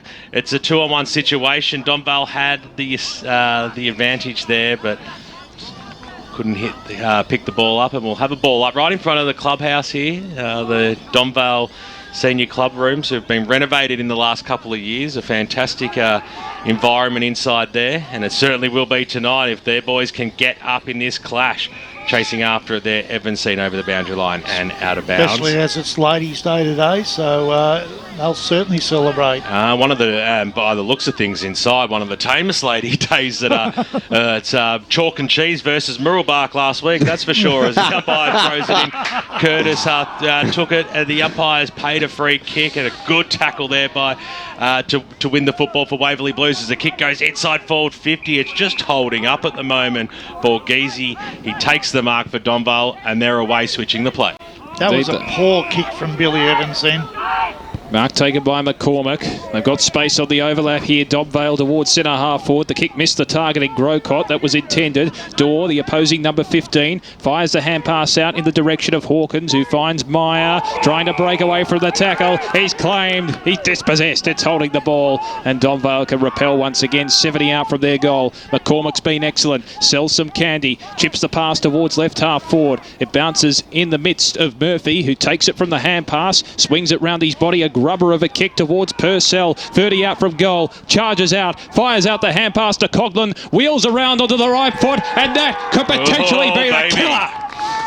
Donvale 10-6-66. Lead Waverley 6-8-44. Is that the clincher 12 minutes into the final term on the Eastland scoreboard? Well, I've seen something I haven't seen for a long time, and that's Purcell get the ball, breakaway and handball.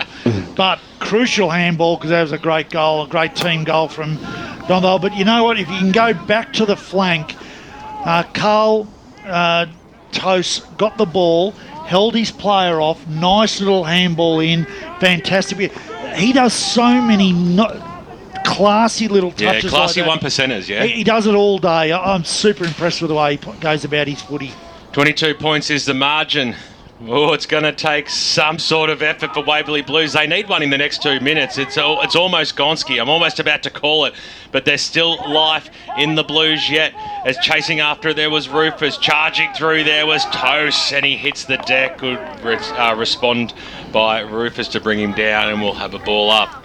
Around the grounds to keep those scores coming through, even if they're repeated, Steve White. Final score between Mitcham and Templestowe, and it was the Tigers 11-11-77 defeating the Dockers 6-4-40. Well, another good win there by the Mitcham Football Club against Templestowe, who will not be on top of the ladder. They sat there for 1 week only. Here's Haig on the right boot, pumps it forward, looking for the big man Murphy, who just stuck the bum out at the right time, put the big jukes up, and he'll go back and have a ping from about 30 metres out, almost directly in front. Again, work from Rouser, great work, moved the ball forward. He's lost all confidence. He spots up. He doesn't want a bar of it. It's not like they're even icing the clock there. Old mate Jack Purcell, they're really good mates, these guys. Put the hand up, and now Jack's going to have a shot. Almost the same angle, but on the other side. So it was a left footer kicking to the right footer side. Jack's clearly told the forward line, I just gave one away, the next one better be mine. So Jack Purcell. And who's to argue with him? Correct, especially with a left-hand sleeve looking like that. He's kicked 2, he'd love 3, he'd love to put the icing on the cake, and that's exactly what Jack Purcell does. Donvale are going to take home the points today, and they don't have to go far either because they're playing at Donvale Reserve. Eastland scoreboard halfway through this final term, 11-6-72, the Waverley Blues, 6-8-44. And the thing that's been really impressive is the way they've brought the ball into their forward line, and they've used their forwards' skills to advantage. Big forwards, put it in front of them, allow them to be able to run onto the football. Unfortunately, Waverley, when they've gone forward, have not used their tools in this quarter. Example, Billy Evans' kick into the forward line 5 minutes ago was a nothing kick to no forward. It's not insurmountable, but it's close. Donvale by 28 points as we tick over the halfway mark of this final term on the Eastland scoreboard. Desperate stakes now for the Blues as Playsted wins a tap. It's in the glue pot. Donvale with the clearance through Haig and a touch of the fumbles while he was still upright. Still a chance here in the glue pot. In the middle at the ground. The ball in dispute. Hand pass comes out to Playsted. Charges away onto the right foot. Kick inside the 50. There's no one home, and a good defensive mark taken with the sticky ball. And it was Wignall who will slow things down for Donvale. He's been really solid today, Wignall. I've really liked his work. Wignall chips it towards the outer side. It's a 50-50 contest. Out the back is Rouser trying to break away. Got the kick away eventually. It's taken by Codlin, who kicked potentially the goal that swung the momentum for Donvale, and will have a bounce 70 out for the Blues goal. Overcast conditions this afternoon. Hope you're enjoying the broadcast. Streaming live on EFL.org.au and, of course, on radio 1377 SEM+. As the ruck contest falls the way of the Blues, Turner swinging it round his body. It was almost an ineffectual kick. Twycross overran it. Still a chance now as the tackle is affected by James Coughlin of the Blues, and we'll have a stalemate 45 out from the goal. Let's head around the ground, Steve White. Yeah, just repeating some scores in Division 1. Montrose defeated by Baldwin 26-8, 164, defeating Montrose 6-9, 45. Playstead electing to go with the foot rather than the hand in that ruck contest. Could be a good move as the kick towards the goal square. Chance for Curtis at the back. It'll be conceded through for a behind, however, as Wicknell led in the race for a rushed minor. So Donvale 11-7-73, lead Waverley 6-8-44. In fact, it's 11-6-72 Donvale to Waverley 6-9-45. And we'll head around the grounds to Steve White. And the other Premier Division game, South Croydon at Chong Park. Winners by 100 points, 22-19, 151, defeating North Ringwood 7-9, 51. Well, the ball's been brought back into play. I see old mate G-Mac from Mitcham behind the goals there. Missing out on a good... Oh, he's clearly come from Tempe, hasn't he? Scooting up and seeing what's happening here with Donvale and the Waverley Blues. So the Blues, a chance to go forward. Can they get a consolation goal? And I know there's still time, but there is absolutely zero chance. Haig takes the mark. 2 goals he's kicked this afternoon. Let's keep going around the grounds with Steve White. Division 1, Doncaster East and Upper Ferntree Gully. Upper Ferntree Gully 7-10-52, defeating Doncaster East 5-14-44. So it'll be Playstead. Kicks the ball inside forward 50, and the mark has been taken there by Turner. No Simon White, Phelan or Gordon today for Doncaster East, so the Kings fully taking advantage, and they're well and truly still in the hunt for finals. As the kick goes forward, Joe Facey takes it over the back of the pack on the chest, and he'll go back. He'll put this through. It's almost like I've mozzed a lot of things today, so by saying Waverley can't win, I hope they kick 3 goals right away and the spark comes back alive. Joe Facey comes in now. He can't miss it from there. He just can't, and he doesn't. Puts through his first goal for today's game, and at the 18.5-minute mark of this final term on EFL game day, it's Donvale, as we've said all day, leading this one 11-6-72, 21-point lead over the Waverley Blues 7-9, 51. And the thing that if they do lose this game, Waverley Blues, as Bryce said at 3/4 time, the thing that they'll look at it was their start, the fact that they've given Waverley a 4-goal head start, and we're sitting now looking at a 4-goal loss. So, it was that first quarter that's really hurt them.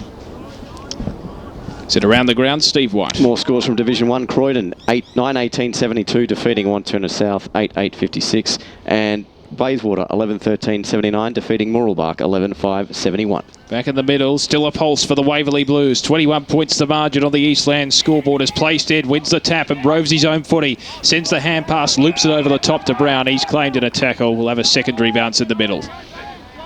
Interesting tweet from One Rain Brasher. Stop selling hope, Damo. The game's all over.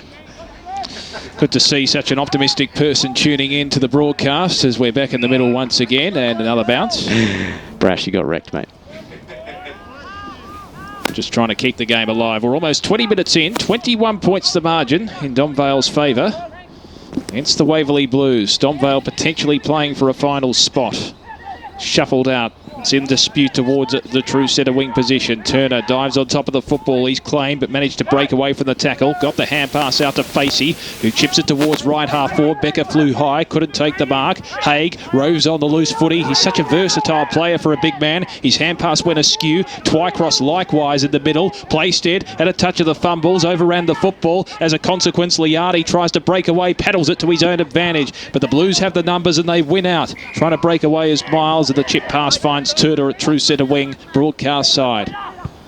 Kicks straight into the man on the mark in Murphy, who's lifted in this final term. Trying to break away McNamara. Got the hand pass out. A fresh air shot off the ground from Miles was unsuccessful, but he'll get a second crack at it here. Miles on the right foot. It's a floating ball inside 50. It's a fickle bounce. Tapped out the back. Donvale have the numbers across the last line of defence. A good hand pass affected there by Rehnquist to his teammate in Wicknell, and they'll look to clear. Well, the ball still stays alive, and it's in that forward arc for the Waverley Blues. Kick off the ground there by Mill. Just in the nick of time. Dorr was there for the Blues to meet it. Got the handball away. Now it's in the arms of Hawkins, who'll have to kick it towards the middle of the ground. They might go for the switch here, the Waverley Blues, but they'll just hold things up. 21 minutes are gone. It's 21 points, the margin, as the kick goes up forward. Mark has been taken out in front by Ethan Becker. He'd want to fall over in the middle of the ground because he's not as muddy as other players. As it comes up towards the forward line, it was a 2-on-1 situation. They're just doing it well. They're reading it well. Grocott on the left. Kick goes out towards the half-back line. Linking up well. Here's Grocott now using the left boot. He'll kick it up towards the wing position, out towards the Toast direction, who sat underneath it. There was a height advantage there. He knew it was going to get knocked away, and over the boundary line it goes for a boundary. Throwing Steve White around the ground. If anyone has Knox, Lilydale or Whitehorse, Churnside Parks scores, tweet them in. Division 2, Baronia 14-13-97 defeated Heathmont 6-5-41, and Ringwood easily accounting for Scoresby 21-11 137 269 45. High throws it in. Haig broke the tackle for Donvale. Looped it over the top. That's okay. Lucas got dispossessed. Umpire said it was all right. Toast little handball backwards looking for Grocott. Winds around now on the left boot. Up towards the half forward line. Haig was underneath it. Umpire said it was... is this just play on? Was it a mark? What's the go? It's advantage, and Murphy just goes, thank you very much for the gift. Everyone stopped, the whole world stopped as Murphy just strolled on in, Justin Matters style, from back in 1993 qualifying final, and put on the board his second goal of the afternoon. The candles are now out on the cake. Celebration at Donvale tonight. Yes, it looks like a big win, and they've played really well. I've loved the way that they've really controlled the tempo of the game more than anything else, and when they've needed to get a score, they've been able to. When they've needed to hold the game up, they've been able to. So very, very smart coaching from Billy McCormack. Set around the grounds, EFL Score Centre, Steve White. Request answered straight away. Whitehorse Pioneers ran out winners 13-12-90, defeating Churnside Park 11-7-73. At least so competitive as the clearing kick comes from Liardi, looking for Purcell. He's caught behind on that occasion, and as a consequence, the Blues can clear towards the centre wing position. Overrunning the football there is Twycross. Couldn't quite take it on the half volley. Running through is Rosa, who chips it inside 50, and the mark's taken by Toast, and he's 50 metres out. Dinky little kick in the Purcell direction. They're just mucking around with it to an extent in the forward pocket. Still in play. Diving over the football is Borghese. He's ridden into the ground and will have a throw in 40 out from the Donvale goal. Around the ground, Steve White. And another final score, Warrandyte 11-11-77 defeated Glen Waverley 9-10-64.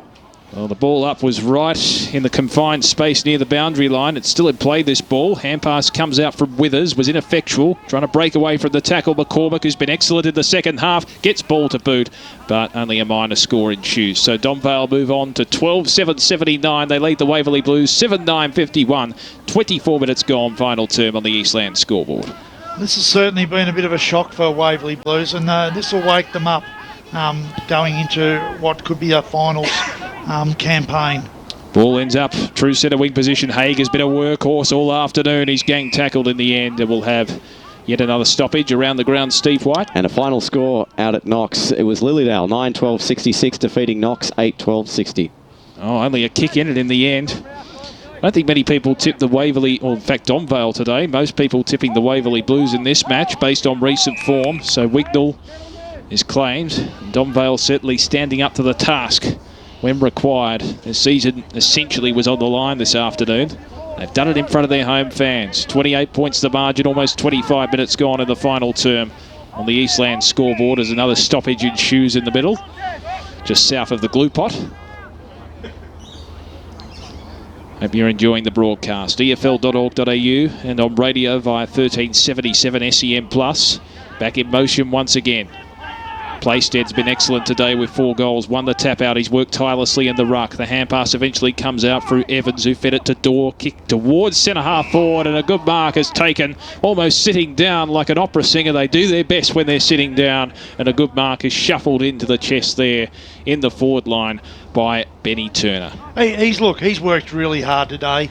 Up forward and in defence. Turner from 40 metres out, took a couple of steps, that's all that was required, so he gets a consolation goal for the Waverley Blues. They move on to 8-9-57, trailing Donvale 12-7-79, 25 and a half gone in the final term on the Eastland scoreboard.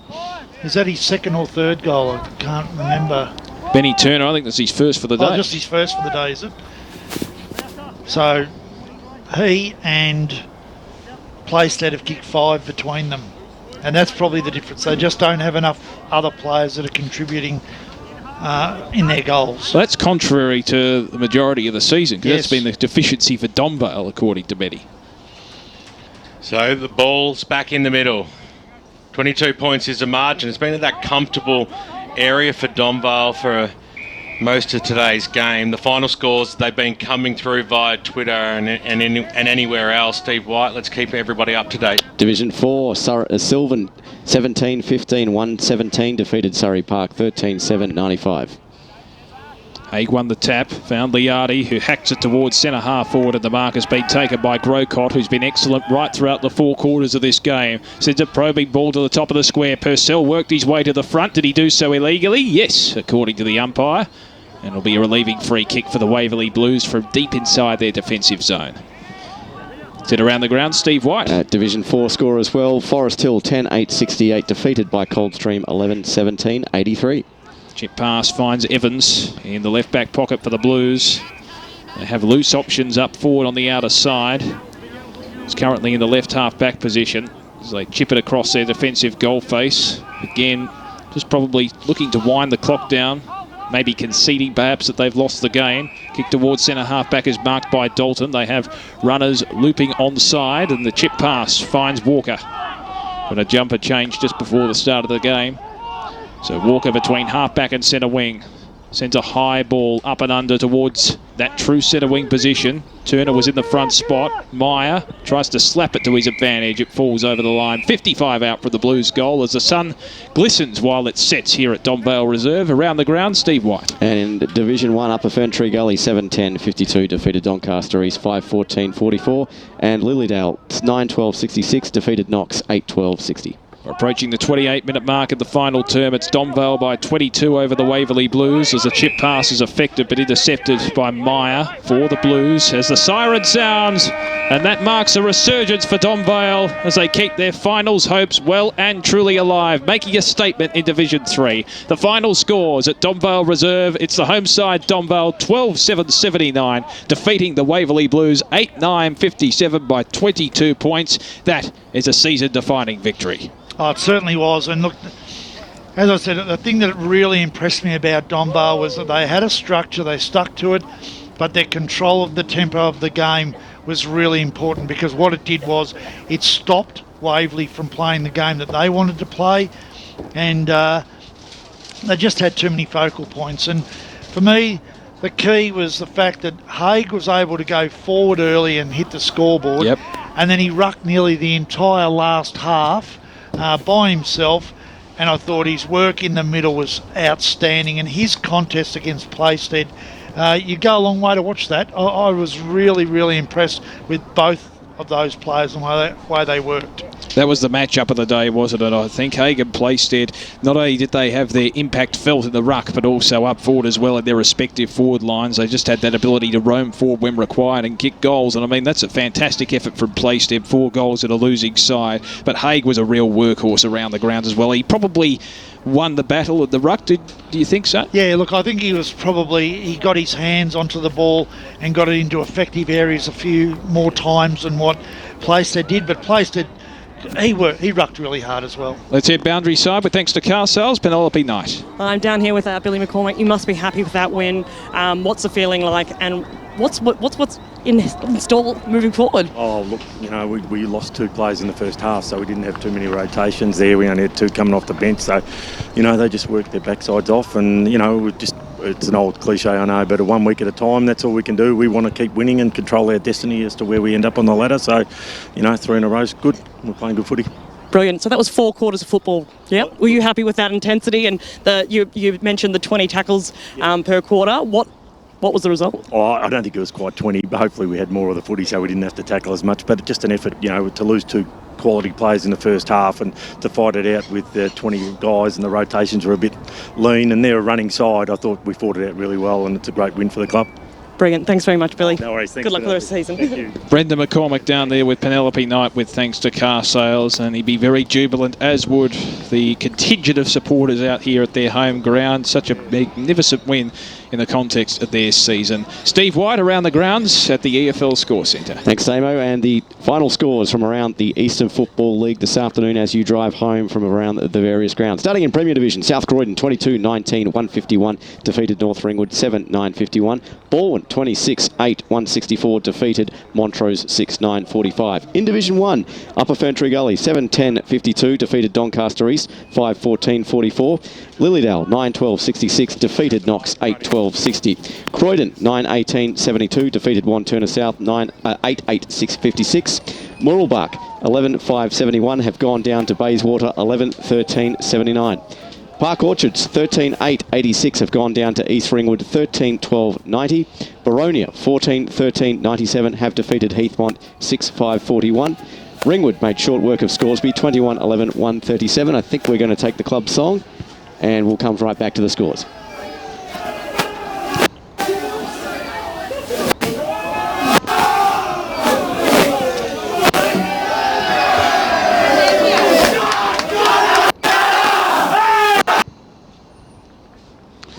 No, it's dropped out once again. So all right, well, we'll just go back to the scores, and if we pick them up, we'll pick them up. Ringwood 21-11, 137, defeating Scoresby 6-9, 45. Mulgrave have got over the Basin in an after the final siren thriller, 11-16, 82, defeating the Basin out at Batterham 9-23 to 77. Templestowe and Mitcham 11-11, 77, 37-point winners over Templestowe 6-4, 40. In Division 3, Whitehorse Pioneers up against a competitive Chirnside Park, 13-12, 90, defeating Chirnside Park 11-7, 73. Warrandyte have come back from behind 11-11, 77 to defeat the Glen Waverley Hawks 9-10, 64. And in Division 4, it was Sylvan 17-15, 1-1-7, defeating Surrey Park 13-7, 95. And Coldstream held off a valiant Forest Hill 11-17, 83 to Forest Hill 10-8, 68. Still waiting on scores from Croydon North and East Burwood and Fair Park and Kilsyth.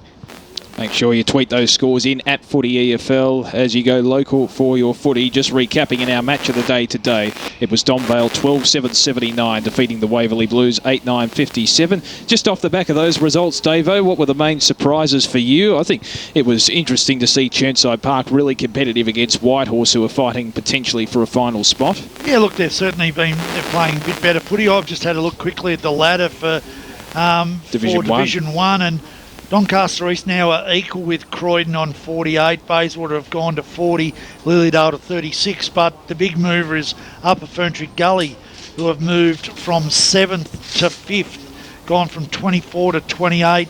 Mooralbark remain on 26. Park Orchards 24. East Ringwood now move up to 24.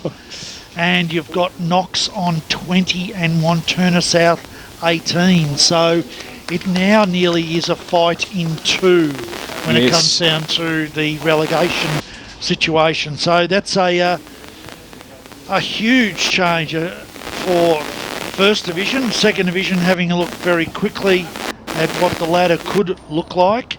Well, Mulgrave, I thought, were fantastic, winning after the siren, essentially. Yeah, well, you've got Mitcham who've gone to 44, Baronia 44, Ringwood 42, and that certainly puts a gap in the... well, they've already gone in. They may have already gone in, those results, because the Basin have certainly dropped back. Heathmont are now 8 points out of the final four. So, yeah, really, really interesting results today, and they are framing the ladders. No doubt about that. There's certainly a lot of permutations as a result of the final scores today. We'll recap them for you right throughout the EFL post-game show. Brad Henderson will be catching up with as well for his Around the Grounds report, and certainly a lot happening in the world of the Eastern Football League. We might head to our votes now as we rapidly coming towards the end of our program, given that this match started late. For those who are wondering why there was still a match on air at 5 o'clock, this match between Donvale and the Waverley Blues commencing at 2:45 p.m. due to a number of curtain raisers, so it finished a lot later than many of the other games across the Eastern Football League. We'll have time for interviews later on as well, but let's have a look at some of the votes. We'll start off with our Tobin brothers goal of the day, and I think Daniel Playstead, his third major would be a unanimous one with that snap. I think it was towards the southern end. Yeah, definitely. It was a great goal, great situation, and for a big man to be as mobile as he was to kick that goal was tremendous. So, yeah, definitely the goal of the day to Daniel Playstead. All thanks to Tobin brothers. What about the Trojan workhorse of the day? This would be an interesting one because obviously we don't want to double up in terms of the best player and the workhorse. But I thought there were a couple of players who really dug deep and were willing to win the contested ball, particularly in the scrambly conditions. Yeah, look, for myself, I actually think that the workhorse was Zach Haig. I thought his work around the ground, work up forward early, rucked the entire last half, and his work on ground and around the ground, his ability was just tremendous. And I thought today he was the workhorse player of the day. And probably a deserved winner as well. And of course, a Trojan Workhorse Prize winner will claim a $150 Trojan toolkit, which is very, very handy for handiwork around the house. What about our votes? Our 3s, 2s and 1s. We'll get the votes from Ben Warren Smith when he comes back to the caravan, but I'm always intrigued to hear your thoughts on a match. Brett Davidson, your 3-2 and 1 Donvale v the Waverley Blues. Certainly plenty of contenders from both sides. Well, I'm going to go one vote to Zach Haig. I thought he was tremendous all day, worked hard, as I said, up forward and in the ruck. I'm going to go 2 votes to his opponent, which was Daniel Playstead. 4 goals, worked in the ruck as well, worked up forward. Probably if they'd won the game, you'd nearly give him the 3 votes because of the fact of the work that he did around the ground. But I'm going 3 votes to James Rouser. I just thought he was tremendous. He's bullocking work all day. He ran hard. He delivered well into the forward 50, and I just thought for a player to play 4 quarters, he was my 3 votes for the day. Yes, and we've had confirmation that the pronunciation is Rouser. We've had conflicting reports from various club people all afternoon on that, but he wins 3 votes in terms of Brett Davidson's selections today. In terms of my votes, I'd have to give 1 vote, I believe, to Zach Haig as well. I thought he was fantastic, a real workhorse right throughout the ground in the ruck, was prominent up forward when Donvale established the early ascendancy. I thought he was a key figure there in that first quarter and probably outmuscled his fellow 4 players in Purcell and also Murphy on that occasion, because they're probably notified as the 2 notable focal points up forward. I also gave 2 votes to Playstead, his opponent, with 4 goals of the losing side. That was certainly something that stood out for me, and also his ruck work was tireless throughout the afternoon. I actually gave my 3 votes to Matt Liardi. I thought he was very, very silky and smooth in his skill work, particularly around the stoppages as well. I thought he deserved my 3 votes because he was consistent right throughout the afternoon and never particularly shirked an issue either. So he gets my 3 votes, and we'll come back and also hear from the 3s, 2s and 1s for Ben Warren Smith and our various other contributors this afternoon. For those of you listening in the car on the way home, we'll recap some of the scores right across the Eastern Football League, and we'll head to a break shortly, but let's head ground side, in fact, to Penelope Knight with Thanks to Car Sales. Thanks, guys. Yes, I'm down here with James Rouser. Now, that's been the debate of the day, how to pronounce your last name. Look, that was a fantastic game and a fantastic win. The coach, Billy, he gave a bit of a rap there at the end. So what's the message moving forward, and what did he say about today's efforts? I think just going forward for us, we had a bit of a roller coaster, and Billy handed on us, said that at the start. We've started off strong, but we had a bit of a lapse, that middle period, and now I think we're hitting that form at the right time. So it's about, getting there now, sticking fat, getting around the group, getting around our 19s, our resis, and just pushing the whole club forward, because I think there's more big things to come for us. And finals, are they in sight? Are you looking towards the future yet, or are you just taking it week by week? Oh, absolutely. I mean, we are taking it week by week. We'll go, we'll assess now. We've got Warrandyte next week, massive game for us. But we are very much, thinking about finals, and we think we can take it up to the best team. So I think we showed it today, and we just got to keep going now. Brilliant. And there was a bit of celebrations going on there in the room there after the song. Now, who was it that, what are we celebrating there? Just another good win, I reckon. Just another good win. But we'll stick around. We'll have a good night at the club. And it's all about sticking together now and just moving forward to big things to come next week. Brilliant. Thanks very much, James. Cheers. James Rouser joining us there on the boundary line with thanks to car sales. Penelope Knight, a good interview there as per usual. So he was amongst the best and figured as the best player on the ground as far as Brett Davidson's votes are concerned. Well, we'll take a break and we'll head off to our EFL post-game show after this. In fact, Zach Haig may be joining us on the boundary with thanks to car sales very, very shortly. I thought he was fantastic right throughout the afternoon, not only as a ruckman but also as a key forward as well in certain parts of the game. And I thought he stood out certainly to a large extent as he did a couple of years ago in their premiership year in 2017. And it was notable that a lot of those key players from that year stood up once again today against the Waverley Blues, and Donvale trying to create their own bit of history once again in season 2019 as they search towards a finals berth. And I think, Davo, they've gone a long way to achieving that today. Yeah, look, I just had a quick look at the ladder and it is unbelievable. South Belgrave and Ferntree Gully playing tonight, so they're not... But their positions aren't affected, though, are they? They're not. But Waverley, Warrandyte, Whitehorse and Donvale are now all equal on 32 points. There you go. So it is only percentage that is boundary difference. Let's hear boundary side with thanks to car sales. Penelope Knight is with one of the stars, Zach Haig. Yes, I'm down here with Zach Haig now. A cracking game, but 2 goals in the first. You are looking to get more, but you're covered in mud. For those who are watching us live on YouTube, you are head to toe in just... It's everywhere, isn't it? Look, given today's performance, what were some real highlights for you and as a team and individually? Oh, as a team, it's definitely just the form that we've had lately, probably in the last 4 weeks. We're just playing a freer brand of footy, moving the ball well and really just using our pace on the outside, which was nice.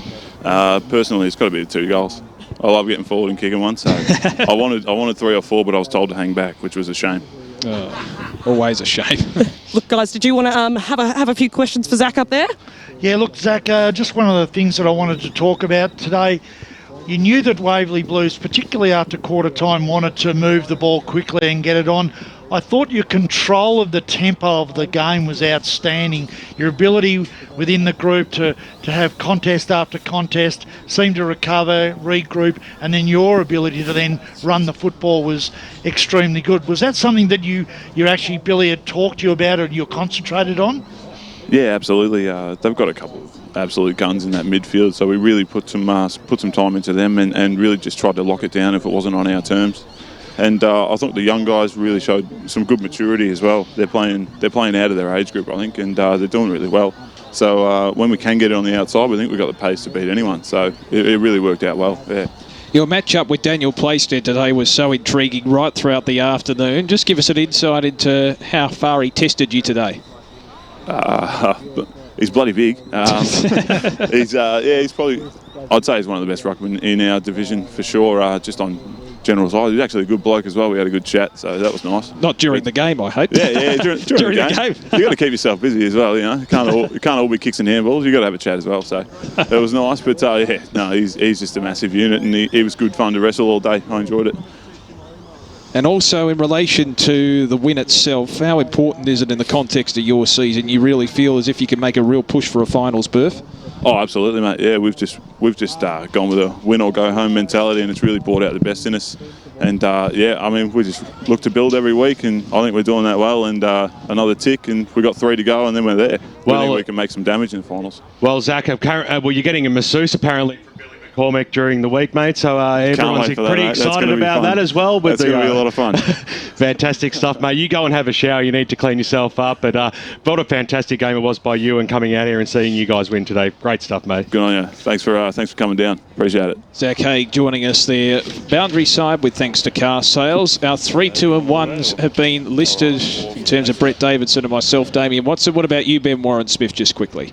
So have you already announced it, have We've you? announced our ones. Our ones. We want yours to be the decider. Yours are the key ones here. And because in the rooms we lost a bit of reception there as well, so I haven't actually heard yours. My 3 votes today go to Rouser from the Donvale Football Club. What a fantastic performance it was by him. You can almost sense where my 2 votes is going because I lined up the after-game guest for you. I thought Haig was absolutely super today for the Donvale Football Club. He gets my 2. And for the Waverley Blues, I thought Playstead's role that he played today, right across the ground, including kicking a bag of goals, was absolutely super. He gets my 1 vote today. Well, I've always said that you're an extremely good judge, Ben. Always said that. Yes, so James Rouser wins the Player of the Day. High five, Davo. He will win the prize there, James Rouser, for his fantastic contribution. Playstead actually came in second, 1 vote adrift, so he was fantastic in a losing side as well with his 4 goals, and he's worked tirelessly in the ruck right throughout the afternoon. Absolutely spot on. That's why he made the votes, mate. There you go. So James, maybe Trojan workhorse light, but I know that's Davo's area. We've already decided that. Zach Haig wins that. Well, I'm just gonna sign off then, shall I? Enjoy the St Kilda game. Ben Warren-Smith, really appreciate your time today. What was a scrappy game to call? Do you know what? I actually enjoyed calling this game today as well. For Division 3 football, I was pretty impressed with the way that it was opened up and teams backed themselves in as well. And the way that I just listening to Billy in those rooms there, it was truly great as well. And you got that sense of the faithful behind who were really enjoying it as well. And past player said something to me, and he'd played 200 games here at Donvale, going, that's sort of something that I loved hearing that, and maybe I didn't get too much of that in my career. Just little comments like that. Billy's been around. He knows what to do to lift a side and a club up. And I tell you what, they're in good form, and if they make the finals, I tell you what, if they make the finals, they're in one of the best forms of teams leading into it. Well, we're just saying that we've looked at the ladder for the moment, and we've got South Belgrave and Ferntree Gully playing tonight, so they don't count. But Waverley, Warrandyte, Whitehorse and Donvale are now all on 32 points. Yeah, okay. The Waverley Blues are the clubhouse leaders on that one, being that they have a really strong percentage. The percentage factor is a thing that will hurt Donvale on their run home. They have to win. When you win, you deserve to make it, and if you if you actually make it, that means you're in ripping form. Look out, everybody else. I've got to go. Great stuff today. Love calling with you guys. Good stuff. Good on you, Ben Warren-Smith. We'll head to a break, and we'll continue with the EFL post-game show right after this on 1377 SEM+. The Monday Means Test with David King, Monday from 9:30 on... Okay, you're clear now. We've got to get another break in, and we can't end on a break because the first thing that happens at 6 o'clock is a break. So we kind of need to have a break somewhere in between. We could take it maybe at 5:52, and I could do the scores 5:56 or something. Sounds good to me. That's it. Or 5:50. Yep, that sounds good. So another break at 52 if you can. Yeah, around then. Earlier if you want. If you want. That's fine. No worries. All right, I'll do that. Now, do I need to get Davis on the line or anything? Brad Henderson today. Brad Henderson.